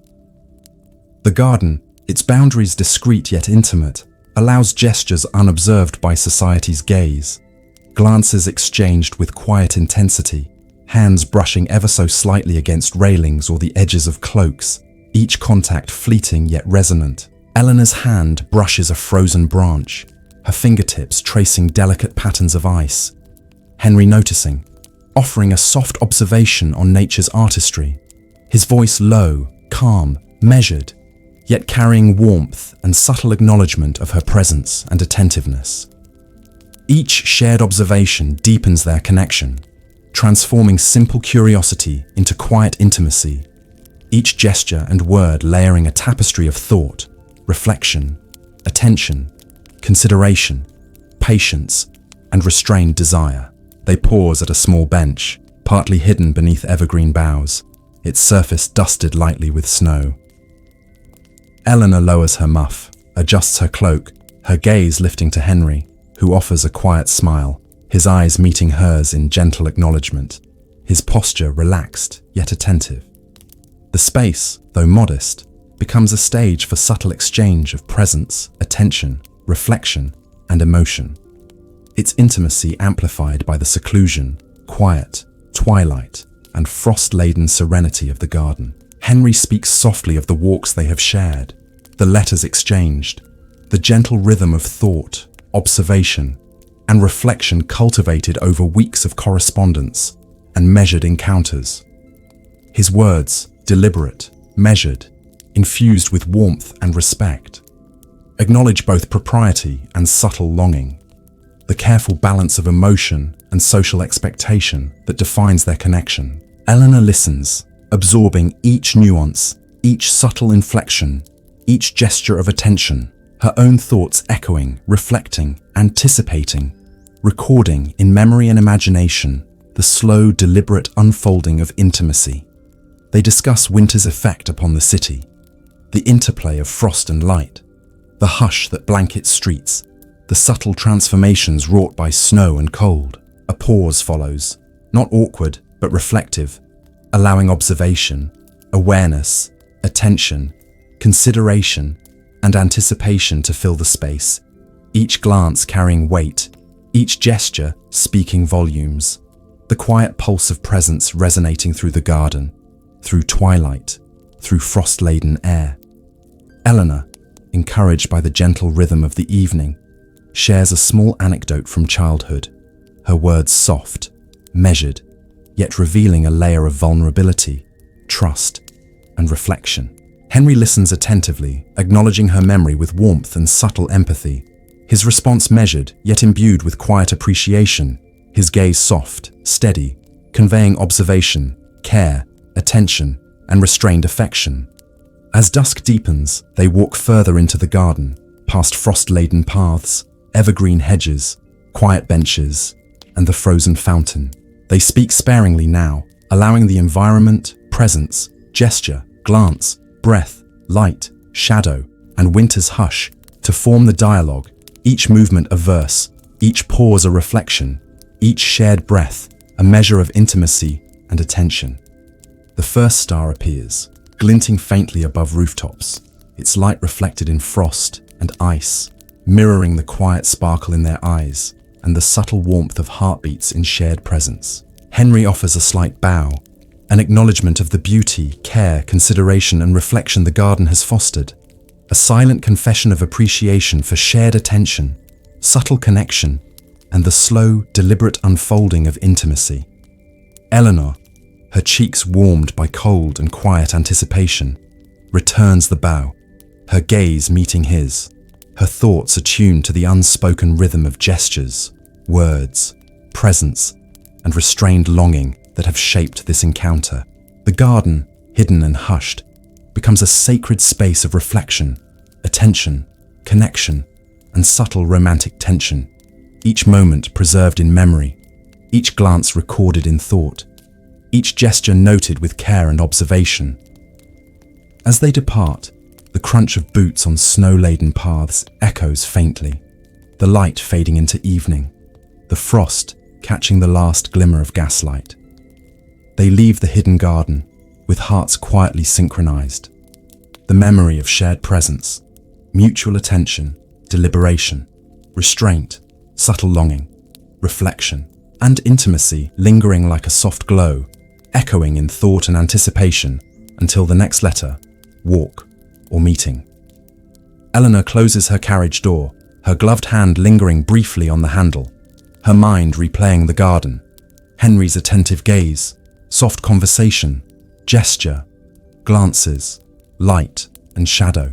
She lifts her eyes to the frost-laden window pane, her breath curling softly upon it, tracing delicate patterns, mirroring the intricate weaving of thought, observation, attention, anticipation, affection, and subtle desire that now threads quietly through her days and nights. Henry, walking back through the silent streets, reflects upon the evening, the frost-laden garden, the soft exchanges, the quiet confessions, and attentive observation, each moment a testament to patience, reflection, deliberation, consideration, and the slow, deliberate cultivation of intimacy within the strict boundaries of propriety. The hidden garden has become a repository of subtle sentiment, mutual regard, quiet warmth, and the nuanced dance of attention, thought, feeling, gesture, and presence that defines the unspoken romance between them. The night of the winter masquerade arrives in London, its streets awash with the golden glow of gas lamps and the faint glimmer of snow underfoot. The city hums softly, its clamour muted by the hush of evening and the muffled footfalls of carriages on frosted cobblestones. Eleanor Whitby stands before a gilded mirror in her dressing room, her gown of deep sapphire silk catching the warm glow of candlelight, the folds of fabric falling gracefully around her, her gloved hands adjusting a delicate lace mask. She inhales quietly, the scent of lilac and powder mingling with faint traces of winter air that have followed her indoors. Her heart beats steady, yet tinged with anticipation for the night ahead. The masquerade, though public, offers a delicate balance of spectacle and intimacy. Each guest is cloaked in finery and shadow, faces obscured by masks that allow subtle glances, gestures, posture, and the smallest movements to communicate nuanced sentiment. A single glance can carry inquiry, attention, curiosity, reflection, or restrained desire. Every gesture is amplified by the mystery of concealment, each movement measured, each conversation layered with etiquette and observation. Henry Ashcroft arrives, masked, coat brushed smooth, hat held with careful grace, gloves removed to allow gentle interaction with objects and surfaces along his path. Eleanor notices him across the room, her gaze lifting beyond the flicker of chandeliers, her eyes finding his in the subtle choreography of observation and recognition that masks both conceal and reveal. Each step they take toward one another is deliberate, yet charged with the quiet tension of shared attention, the subtle acknowledgement of familiarity, mutual observation, and restrained anticipation. The ballroom is alive with murmurs and soft music, each note a gentle vibration in the air, the subtle rustle of gowns, footsteps on polished floors, the flicker of candlelight across gilded mirrors and crystal chandeliers, reflecting shadows and light in delicate patterns that mirror the intricate dance of social observation and interaction unfolding beneath them. Eleanor and Henry navigate the crowd carefully. Each movement measured, each glance, observed each gesture, offering the potential for subtle communication beneath the decorum imposed by social expectation. They converse softly at a distance at first, their words chosen with care, phrases constructed to convey thought, reflection, appreciation, curiosity, humor, and subtle acknowledgement of presence and attention. The mask allows an intimate attention to detail, the tilt of head, the gentle rise of eyebrow, the soft arch of lips, subtle shifts in posture, each cue observed, interpreted, and recorded in the quiet chambers of memory and imagination, each glance forming a rhythm of anticipation and reflection. A waltz begins, the music slow, measured, allowing the body to move in gentle synchronicity with rhythm and gesture. Henry offers a gloved hand, a subtle bow, an invitation tempered by restraint and etiquette.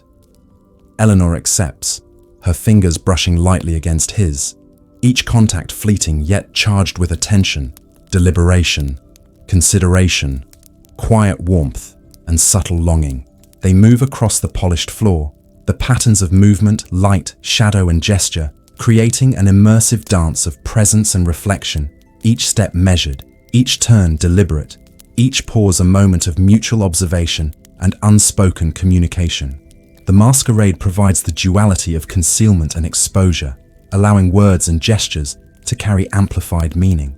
With each twirl, each gentle brush of hands, each gaze exchanged, they navigate the delicate boundaries between social expectation and personal attention, between etiquette and subtle emotional disclosure. The candlelight dances across gilded walls and mirrored surfaces, mirroring the reflections of their eyes, the glimmer of subtle smiles, the quiet intensity of observation, anticipation, curiosity, and restrained affection. They speak softly, not wishing to draw attention, sharing reflections on the music, the costumes, the arrangement of the hall, the interplay of light and shadow, the subtle intricacies of human behavior observed beneath the masks. Eleanor notes the elegance of a neighbor's posture, the precision of dance steps, the careful attention to detail displayed in attire and gesture. Henry responds with measured commentary, acknowledging observation, reflection, curiosity, and quiet appreciation.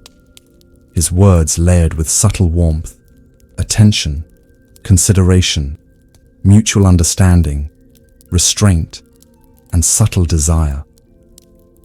A small fountain in the center of the ballroom catches their attention, its water glinting beneath the flicker of chandelier light, reflecting the delicate interplay of shadow, gesture, glance, and expression. The frozen surface and gentle ripple patterns offer a mirror for contemplation, an anchor for shared reflection, allowing them to exchange subtle expressions of thought, appreciation, curiosity, and gentle intrigue. Each glance and gesture are part of the quiet dialogue that blooms beneath layers of decorum and observation. Between dances, they find a quieter corner, the warmth of a side alcove offering respite from the full gaze of the crowd. Eleanor adjusts her mask. Henry notes the careful intricacy of lace and ribbon, each detail observed and appreciated. Each gesture a testament to attention, reflection, care, mutual regard, subtle anticipation, and gentle intimacy. The conversation flows like soft water over polished stones, measured, deliberate, layered with nuance, reflection, observation, curiosity, mutual understanding, anticipation, consideration, and quiet warmth. They speak of winter streets, the hush of snow, the frost upon lampposts, walks shared, the letters exchanged, the subtle rituals that have become part of their private connection within the larger public sphere. Their words carry layers of meaning, each phrase crafted to convey thought, attention, consideration, reflection, and the careful balance of propriety and subtle emotional disclosure. Each pause and glance amplifying the resonance of presence and mutual observation. As the evening unfolds, they dance again, each movement choreographed by rhythm, etiquette, and shared attention. The subtle pulse of desire, reflection, curiosity, and anticipation threading between them like a delicate melody. The candlelight flickers across gilded surfaces and mirrored walls, the reflections capturing glimpses of glances, gestures, subtle smiles, and the quiet intensity of mutual observation, each image preserved in memory as a testament to patient cultivation of intimacy beneath the guise of social convention. A final waltz carries them to the edge of the ballroom, where a frost-kissed window pane reveals the faint glow of moonlight upon the snow-draped streets outside. Eleanor and Henry pause, breath steady, glances interlocked, each noting the subtle warmth of presence, attention, consideration, mutual regard, and gentle longing that has grown beneath the structured rhythm of the masquerade. Its music, a backdrop; its light, a delicate frame for reflection, connection, anticipation, and restraint. The masquerade concludes, the guests departing in orderly fashion, the echoes of soft laughter, footsteps, conversation, shuffling coats, gloves, and whispers lingering in the hall. Eleanor and Henry exit together into the hush of winter streets, each movement deliberate, each glance lingering, each breath measured, absorbing the quiet aftermath of observation, reflection, attention, consideration, subtle desire, mutual understanding, and anticipation for moments yet to unfold, letters yet to be written, walks yet to be taken, glances yet to meet, gestures yet to pass subtly between hands, eyes, hearts. As they part, Henry offers a quiet bow, Eleanor a soft nod. The masks removed at last, the warmth of candlelight still echoing in thought.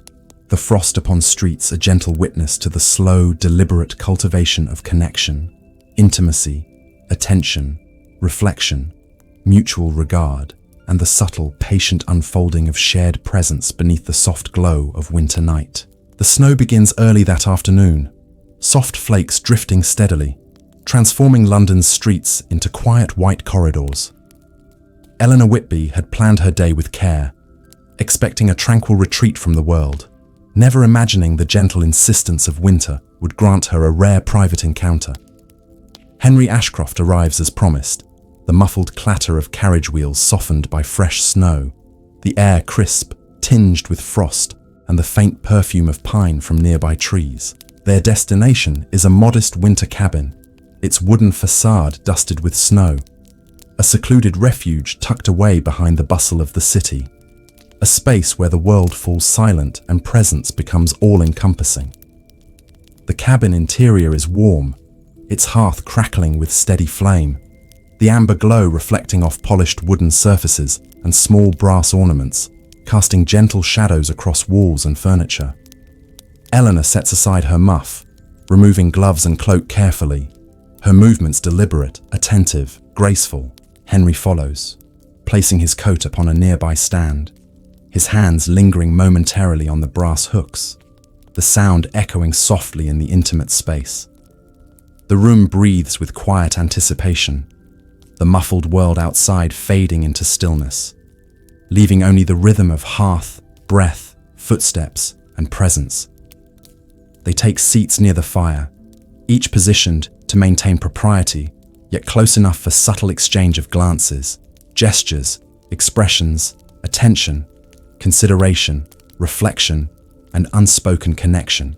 The cabin, though modest, offers privacy and sanctuary, its intimacy amplified by the hush of snowfall outside, the crackle of burning logs, the warm amber light dancing across familiar surfaces, the subtle scent of pine mingling with the soft aroma of tea Eleanor has prepared. Their conversation begins cautiously, deliberate, layered with etiquette, observation, reflection, and subtle acknowledgement of the other's presence. They speak of winter's quiet transformation of city and countryside, the hush of snow upon rooftops, trees, streets, the gentle interplay of light and shadow across frost-laden panes, each observation noted with care, each detail preserved in memory, each phrase an echo of attention, consideration, reflection, patience, and restrained intimacy. Henry comments upon the frost upon windows, its delicate, crystalline patterns, mirroring the intricacy of their own measured connection. Eleanor responds, noting the hush that blankets the city, the muted sounds, the softened edges of familiar streets, how snow transforms the mundane into something delicate, ethereal, quietly beautiful.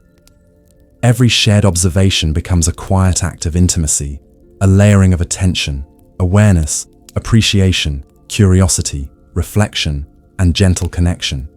Each phrase chosen to convey presence, consideration, and subtle emotion. The conversation drifts to shared memories, letters exchanged, walks taken in frost-laden streets, muted glimpses of city life, the careful choreography of gestures and glances that have defined their relationship thus far. Henry's voice is low, measured, infused with warmth, attentiveness, patience, and subtle longing. His words carry layers of reflection, consideration, observation, and gentle disclosure, balanced carefully against propriety, etiquette, and the slow, deliberate unfolding of mutual intimacy. Eleanor, encouraged by the hushed warmth of the cabin and the quiet attentiveness in Henry's presence, shares reflections on her own thoughts.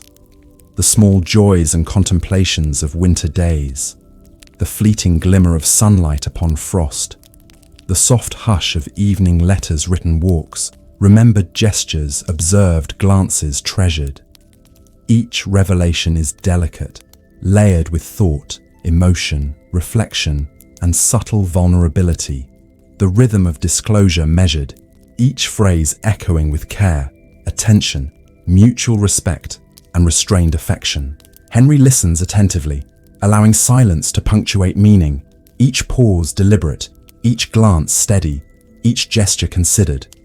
Every subtle movement, the tilt of head, the gentle arch of brow, the soft shift of posture, the slight brush of hands as they adjust cloaks or teacups, becomes a language in itself, an unspoken exchange of presence, attention, consideration, reflection, and quiet longing, layered within the rhythm of measured speech and thoughtful observation.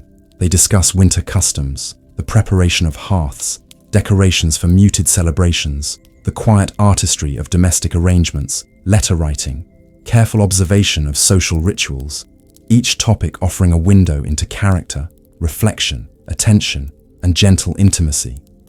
Each shared detail, though ordinary in substance, becomes extraordinary in context, imbued with the weight of observation, consideration, reflection, curiosity, empathy, and subtle desire. The minutiae of life revealing connection, thought, care, deliberation, and mutual regard. The fire crackles steadily, casting warm flickers across faces, hands, objects, each movement illuminated briefly, then fading into gentle shadow. Eleanor observes the way light catches Henry's eyes, reflecting subtle emotion, thought, attention, curiosity, and quiet longing. Henry notes the delicate play of light upon her hair, the soft curve of her expression, the gentle rhythm of gestures, each detail registering as part of the ongoing dialogue of observation, presence, consideration, and restrained intimacy. At one point, Henry carefully produces a small folded letter, its ink faintly glistening in firelight, its contents intended for quiet reflection rather than immediate disclosure. He extends it with deliberate care. Eleanor receives it, her fingers brushing briefly against his, each contact fleeting yet resonant, layered with attention, anticipation, subtle desire, patience, and reflection.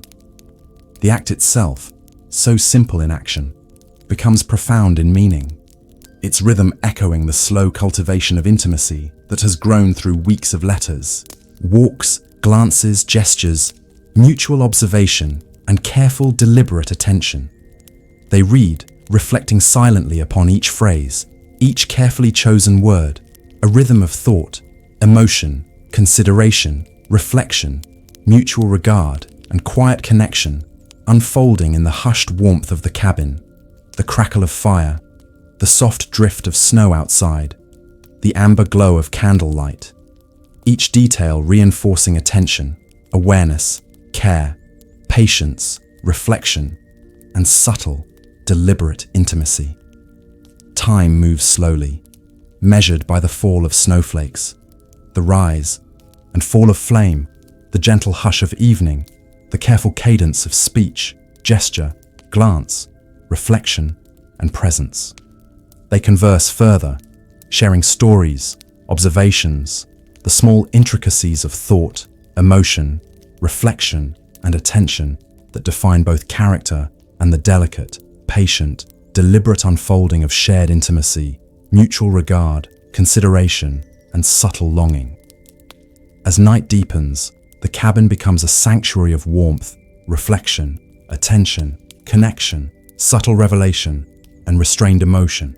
Each glance, laughter, gesture, breath, phrase, step, and pause contributes to the symphony of quiet understanding, deliberation, presence, reflection, mutual regard, consideration, and subtle, layered desire that threads gently between them, woven into the slow, deliberate unfolding of winter's hush, candlelight, fire, shadow, and snowbound intimacy.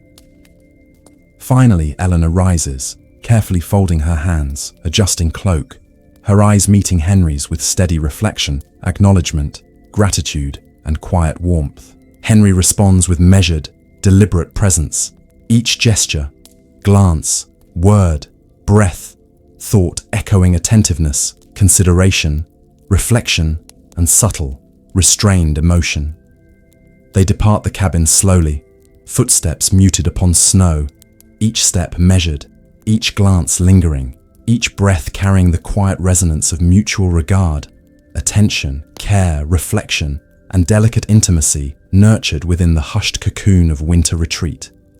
Outside, the world is silent, the snow falling gently, lamps casting long, muted shadows upon streets and buildings. Eleanor and Henry part briefly, the memory of conversation, glances, gesture, thought, and subtle disclosure lingering like a soft glow in mind and heart, echoing in anticipation of letters yet to be exchanged, walks yet to be taken, glances yet to meet, gestures yet to pass subtly between hands, eyes, hearts, breath, words, reflection, and presence. The quiet unfolding of connection, attention, patience, and intimacy, continuing slowly, deliberately with each snowflake, each candle flicker, each heartbeat, each breath, each unspoken word preserved in gentle memory. The quiet of winter settles over London, its streets hushed beneath a blanket of soft snow. Eleanor Whitby sits at her writing desk, her fingers poised delicately over the fine quill, ink glimmering faintly in the warm glow of candlelight. She inhales, feeling the gentle hush of evening, the soft rustle of paper awaiting words, the quiet anticipation that fills her chest with each deliberate stroke of thought and pen. Her gown drapes softly around her chair, its fabric rustling faintly with her movements. The room imbued with the warm aroma of burning wax, polished wood, softly scented ink, and winter air drawn through the slightly ajar window. Tonight, the task is delicate, measured, and full of quiet significance. The crafting of a letter for Henry Ashcroft, an expression of thought, reflection, subtle emotion, consideration, and delicate intimacy. The balance of propriety and personal feeling carefully threaded through each sentence, each phrase, each pause in the rhythm of ink upon paper. Eleanor reflects upon the last encounters, the hidden garden, the winter masquerade, the snowbound conversation, the small gestures, glances, observations, shared reflections, each moment a thread woven into the quiet tapestry of attention, care, reflection, and restrained desire. The quill touches paper, guiding thought and reflection into flowing script, each stroke deliberate, considered, layered with nuance, emotion, reflection, and subtle anticipation of response. Eleanor writes of winter streets, the hush of snowfall, the play of light upon frost, the warmth of fire in quiet cabins, the attentive gaze of Henry, the soft exchanges of gesture, glance, word, and breath that have unfolded over weeks of correspondence and measured encounters. Each word chosen to convey respect, consideration, thought, reflection, attention, and subtle, deliberate intimacy. Each phrase a reflection of measured presence, mutual regard, and anticipation. Henry receives Eleanor's letter the following day, carefully carried by trusted courier, its envelope sealed with wax, the faint scent of lilac lingering from her writing table. He opens it in the quiet of his study, his gloved hands deliberate, each movement attentive, measured, layered with appreciation, reflection, consideration, anticipation, and subtle curiosity. His eyes trace the flowing script, the gentle rhythm of words, the careful construction of sentences, each phrase a testament to thought, reflection, attention, mutual regard, and restrained emotion. He reads slowly, allowing the words to sink, each phrase a gentle echo of shared memory, observation, gesture, glance, breath, and thought, each sentence a quiet window into Eleanor's mind, her reflection, consideration, attention, and subtle emotional disclosure. Every pause is deliberate, each inflection imagined in the cadence of handwriting, the careful shaping of letters, a rhythm that carries thought, emotion, reflection, attention, and restrained, deliberate intimacy. Henry's own quill waits nearby, its tip freshly dipped in ink, ready to mirror the attention, care, reflection, consideration, and subtle affection conveyed in Eleanor's letter. He contemplates his response, considering not only the content of her words, but the rhythm, weight, implication, nuance, emotion, reflection, and observation embedded within the script. Each sentence he constructs is layered with the etiquette, poise, reflection, deliberation, and subtle longing that defines Victorian courtship. Each phrase an echo of shared moments, observed gestures, glances, letters, walks, shared reflections, and attentive presence. The act of letter writing becomes a gentle exchange of presence, thought, reflection, attention, consideration, subtle longing, and anticipation, each missive a bridge across distance, a delicate thread of connection, preserving intimacy, care, mutual regard, and restraint within the slow unfolding of courtship. Each word a measured step, each phrase a gesture, each sentence a reflection of thought, attention, deliberation, and gentle emotional disclosure. Eleanor's following letter acknowledges Henry's reflections, his attentive responses, the small gestures of presence and consideration conveyed in writing, his careful, measured words, the rhythm of attention, thought, reflection, mutual regard, and restrained desire threading quietly between lines. The snow outside falls softly, each flake a reminder of quiet patience, slow movement, considered reflection, careful observation, deliberation, and subtle, deliberate cultivation of intimacy beneath layers of etiquette and tradition. They exchange letters over weeks, the rhythm slow, deliberate, immersive, layered with anticipation, observation, reflection, consideration, subtle disclosure, and quiet emotional resonance. Each envelope delivered, a soft knock at the door, the faint clatter of carriage wheels, the hushed movement of hand, glove, seal, and wax, a ritual of attention, observation, reflection, deliberation, mutual regard, and measured intimacy, each message a quiet testament to patience, consideration, care, thought, mutual reflection, and delicate desire. Eleanor writes of frost-kissed streets, quiet walks taken in thought, observations of light and shadow, the hush of winter evenings, the soft echo of footsteps, voices, the gentle flicker of candlelight across polished wood, reflections upon letters received, the subtle resonance of Henry's careful attention, thought, observation, gesture, glance, and quiet consideration. The language of the letter carries the rhythm of her breath, the warmth of observation, the cadence of thought, the texture of memory, and the subtle layering of restrained, deliberate emotion. Henry responds with equal care, his words infused with reflection, attention, consideration, subtle emotion, and patient observation, each phrase carrying quiet acknowledgement, mutual regard, thought, curiosity, deliberation, anticipation, and the gentle, measured unfolding of shared presence through correspondence, letters, thoughtful reflection, and attentive observation. He describes winter evenings, the hush of snow, the flicker of lamplight across streets, the soft, measured rhythm of daily life, the subtleties of gesture, glance, conversation, reflection, and attention carefully threaded into language and form. The letters become a quiet conversation unfolding over time, each phrase a gentle echo of previous encounter, each word a measured reflection of thought, attention, consideration, reflection, mutual regard, subtle longing, and delicate emotion. The rhythm of exchange mirrors the rhythm of their days, the hush of winter, the quiet unfolding of thought, gesture, glance, breath, attention, observation, and mutual presence, threaded through each carefully chosen phrase, each deliberate sentence, each measured paragraph.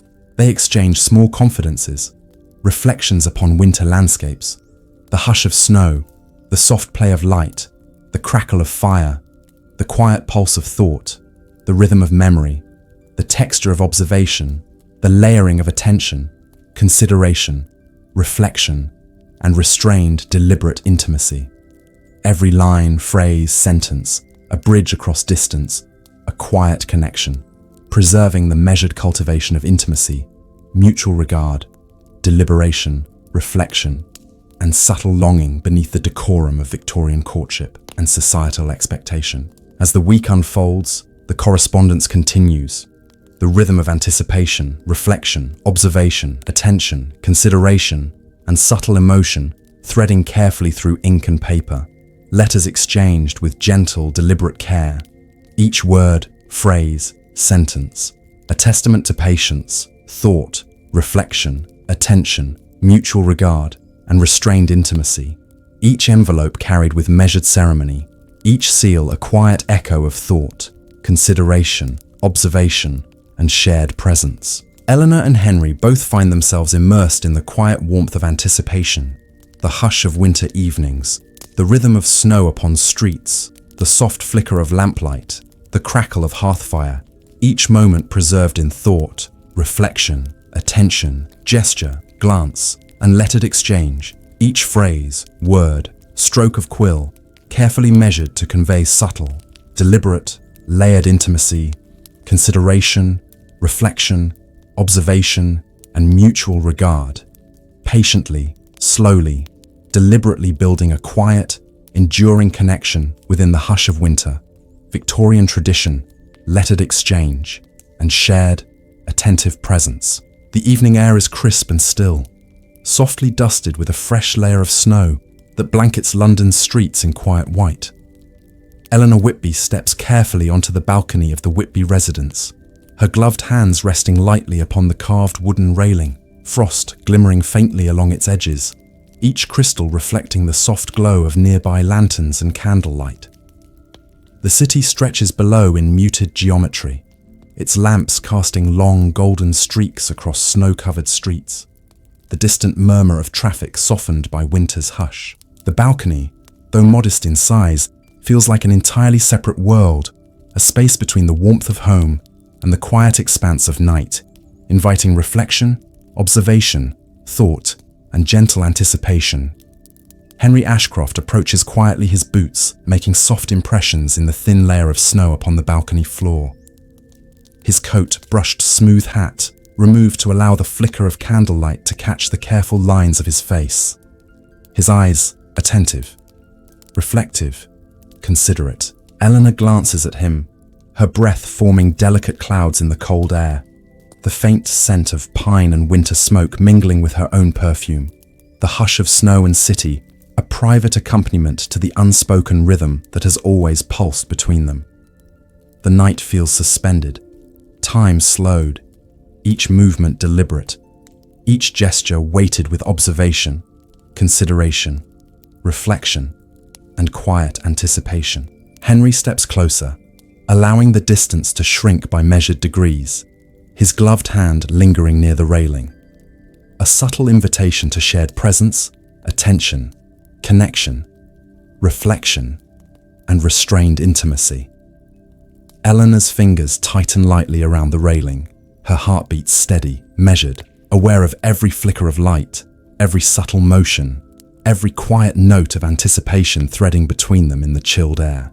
They speak first in the hushed cadence of careful observation, commenting upon the delicate play of light upon snow, the muted patterns of distant rooftops, the hush that blankets familiar streets, the quiet intensity of winter night and candlelight dancing together in reflections and shadow. Each phrase, each word, each pause carries weight, each gesture, glance, breath, footstep, a quiet language of attention, mutual regard, reflection, and deliberate presence.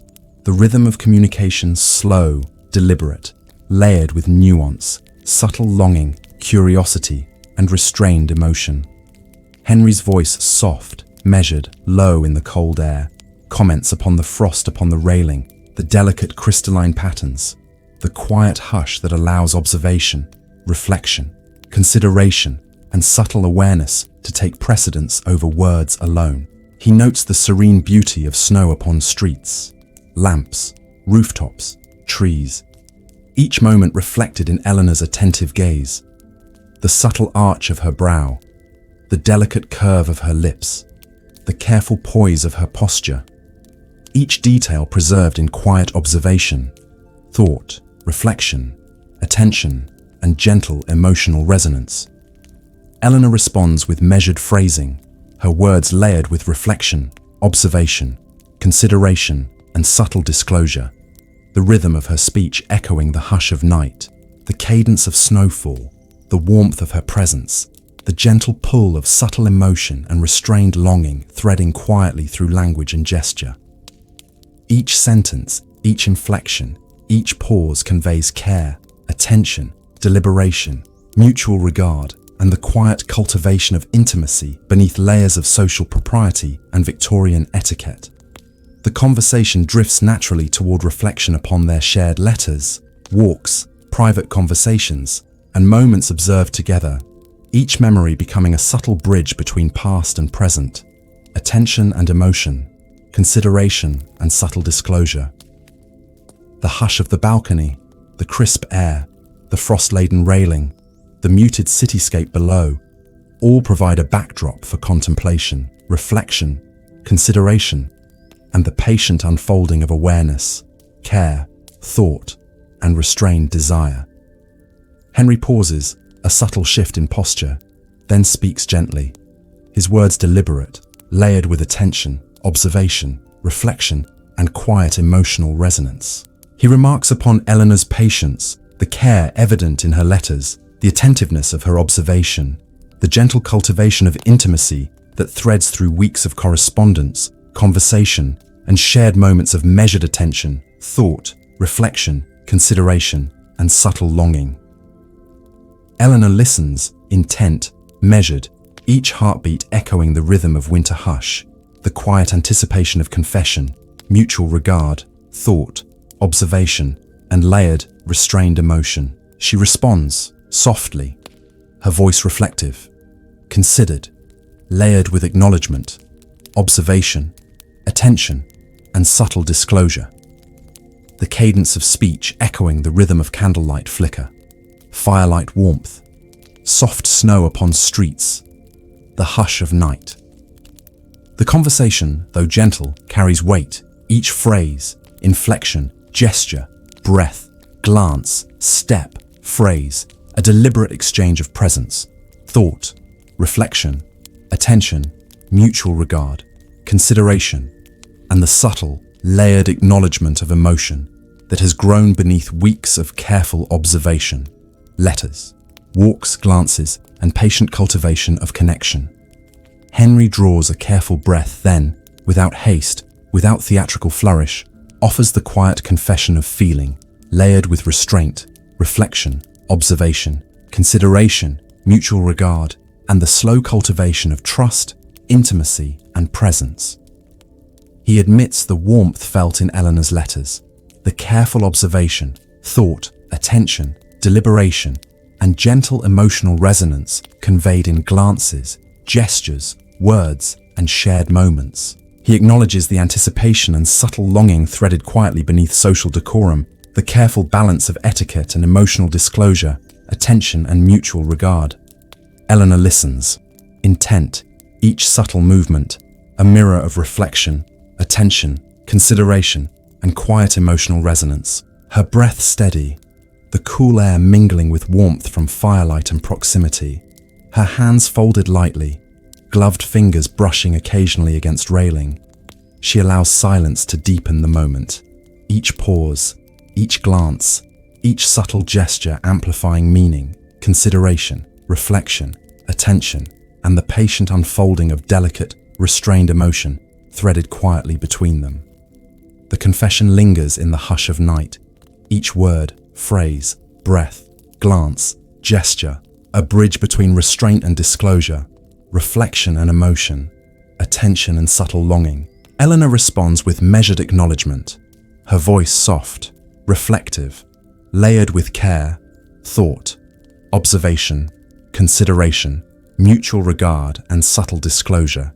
Her eyes meeting Henry's with steady, attentive warmth, her posture deliberate, her glances and gestures echoing rhythm of thought, reflection, emotion, attention, and quiet, restrained intimacy. They stand together for a long moment, each aware of the hush of winter night, each breath measured, each gesture deliberate, each glance carrying layered presence, reflection, consideration, thought, attention, mutual regard, and subtle, restrained desire. The snow continues to fall gently, the city below silent, the distant lamps casting muted streaks of gold and amber across roofs and streets. The balcony, though modest, becoming a world of quiet intimacy, reflection, attention, mutual regard, deliberation, subtle longing, and patient cultivation of trust and connection. Finally, Henry offers a gloved hand. Eleanor accepts lightly, the contact brief but resonant, gesture echoing confession, acknowledgement, reflection, attention, mutual regard, and subtle, restrained emotion. They return indoors slowly, each step measured, each glance lingering, each breath carrying the quiet resonance of mutual acknowledgement, care, observation, reflection, and the gentle, patient unfolding of intimacy that has threaded quietly through weeks of letters, walks, glances, gestures, and now, confession. Inside, the warmth of the drawing room, firelight flickering across walls, polished surfaces, mirrored reflections, lamps casting soft amber glow, offers a continuation of quiet presence, reflection, thought, attention, consideration, mutual regard, and layered, restrained emotional resonance. Each moment preserved in observation, gesture, breath, thought, glance, and gentle anticipation for days yet to come. The hush of winter night outside a quiet witness to patient, deliberate cultivation of connection, care, reflection, and subtle layered intimacy. The morning sun rises slowly over London, its pale light softening the edges of frost-laden streets, casting gentle streaks across snow-covered rooftops and muted lampposts. Eleanor Whitby stands by the window of her family home, her hands folded lightly, gloved fingers tracing the delicate patterns of frost upon the glass. She inhales the crisp winter air drifting through the slightly ajar window, feeling its quiet hush, its steady rhythm, its gentle reminder of time moving deliberately, slowly, layered with observation, reflection, attention, and patience. The city below awakens gradually. The distant murmur of carriages, footsteps upon snow, soft voices drifting faintly, all softened by the hush of winter and the lingering quiet of early morning. Eleanor's thoughts dwell on the weeks past, the letters exchanged, walks taken, glances observed, gestures noted, and the slow, deliberate cultivation of connection, attention, consideration, reflection, and subtle, restrained intimacy. Henry Ashcroft approaches the Whitby residence with measured steps, the crunch of snow beneath boots muted by winter's hush, each movement deliberate, layered with anticipation, observation, attention, reflection, and quiet emotional resonance. He carries with him a small, carefully wrapped package, a token of respect, consideration, and thoughtful reflection upon their shared moments of observation, conversation, letter exchange, walks, and subtle emotional disclosure. The winter air embraces them both, its crispness tempered by the warmth of memory, anticipation, thought, reflection, care, and the deliberate cultivation of trust, mutual regard, and quiet intimacy, threaded gently through weeks of measured, patient engagement. They meet upon the drawing room balcony, its frost-kissed railing glimmering in early sunlight, the city below bathed in pale amber light, streets and rooftops softened by lingering snow. Henry bows slightly, offering the package with careful grace. Eleanor accepts it with gentle acknowledgement, her gloved fingers brushing lightly against his own, the contact brief yet resonant, layered with thought, attention, consideration, mutual regard, and restrained emotional resonance.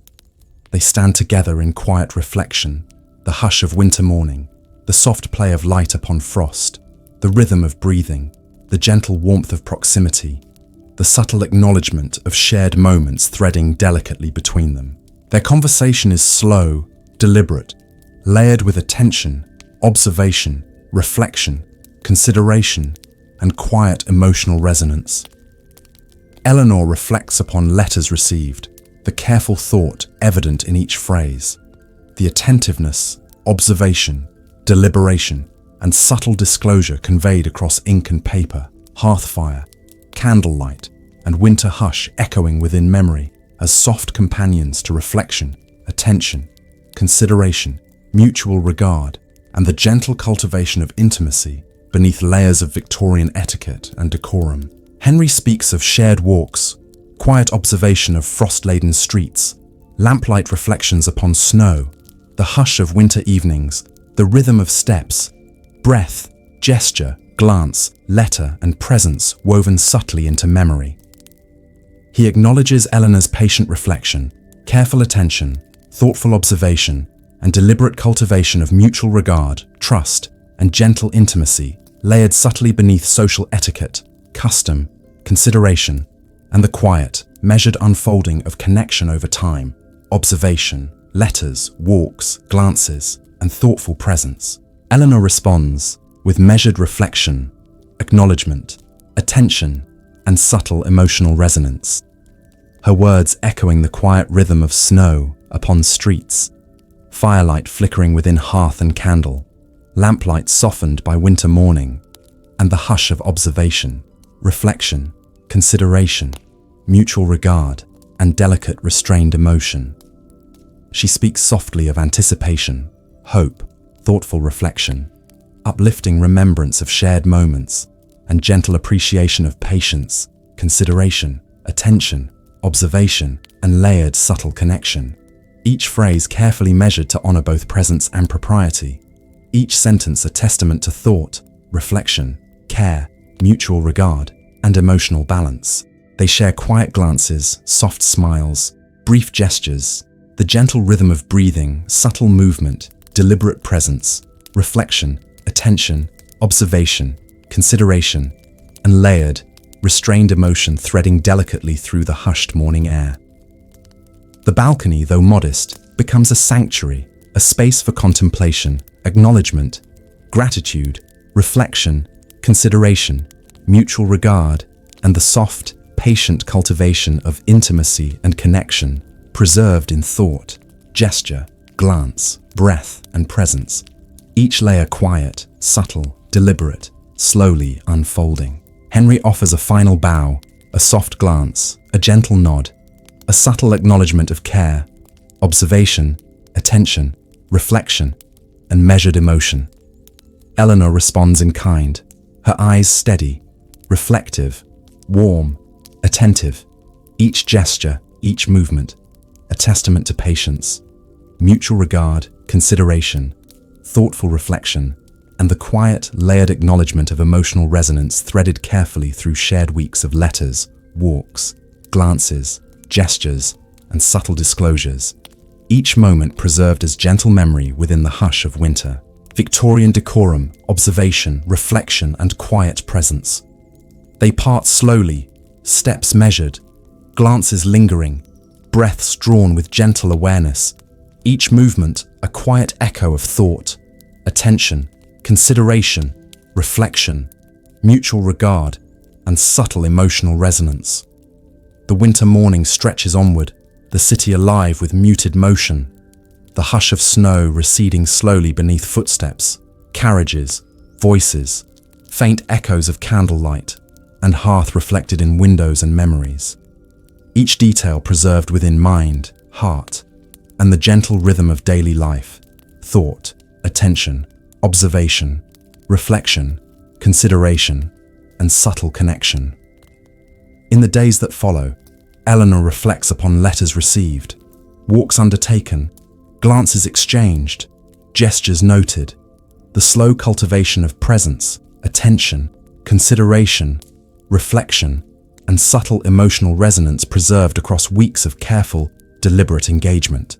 Henry too carries the quiet memory of shared observation, letters, walks, glances, gestures, and measured disclosure, each thread of interaction woven carefully into the fabric of thought, attention, consideration, reflection, mutual regard, and gentle, restrained emotion. The snow eventually recedes, the streets become familiar once more, the lampposts resume their ordinary glow, the rhythm of daily life unfolds in soft, deliberate cadence, but the memory of winter, letters, walks, glances, gesture, and quiet shared presence remains, layered gently within consciousness, reflection, attention, consideration, and subtle, restrained, emotional resonance.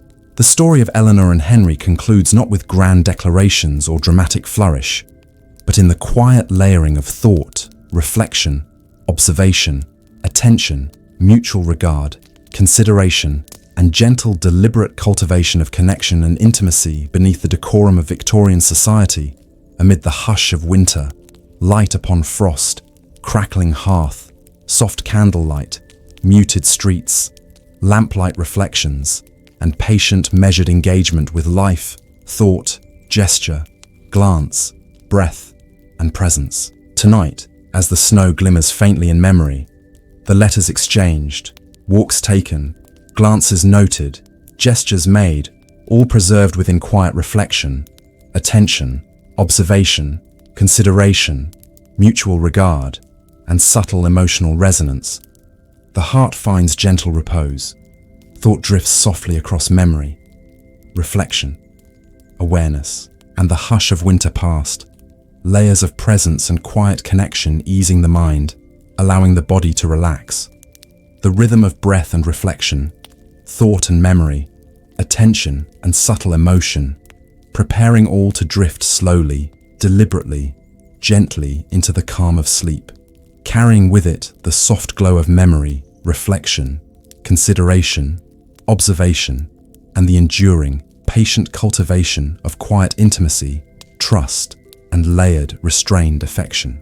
And so, the legacy of letters, walks, glances, gestures, and attentive presence lingers quietly, softly, slowly, delicately, each memory preserved in thought, heart, and breath, leaving a gentle echo of reflection, attention, consideration, mutual regard, and subtle layered emotion to guide the mind into rest, the body into calm, and the spirit into the gentle embrace of sleep.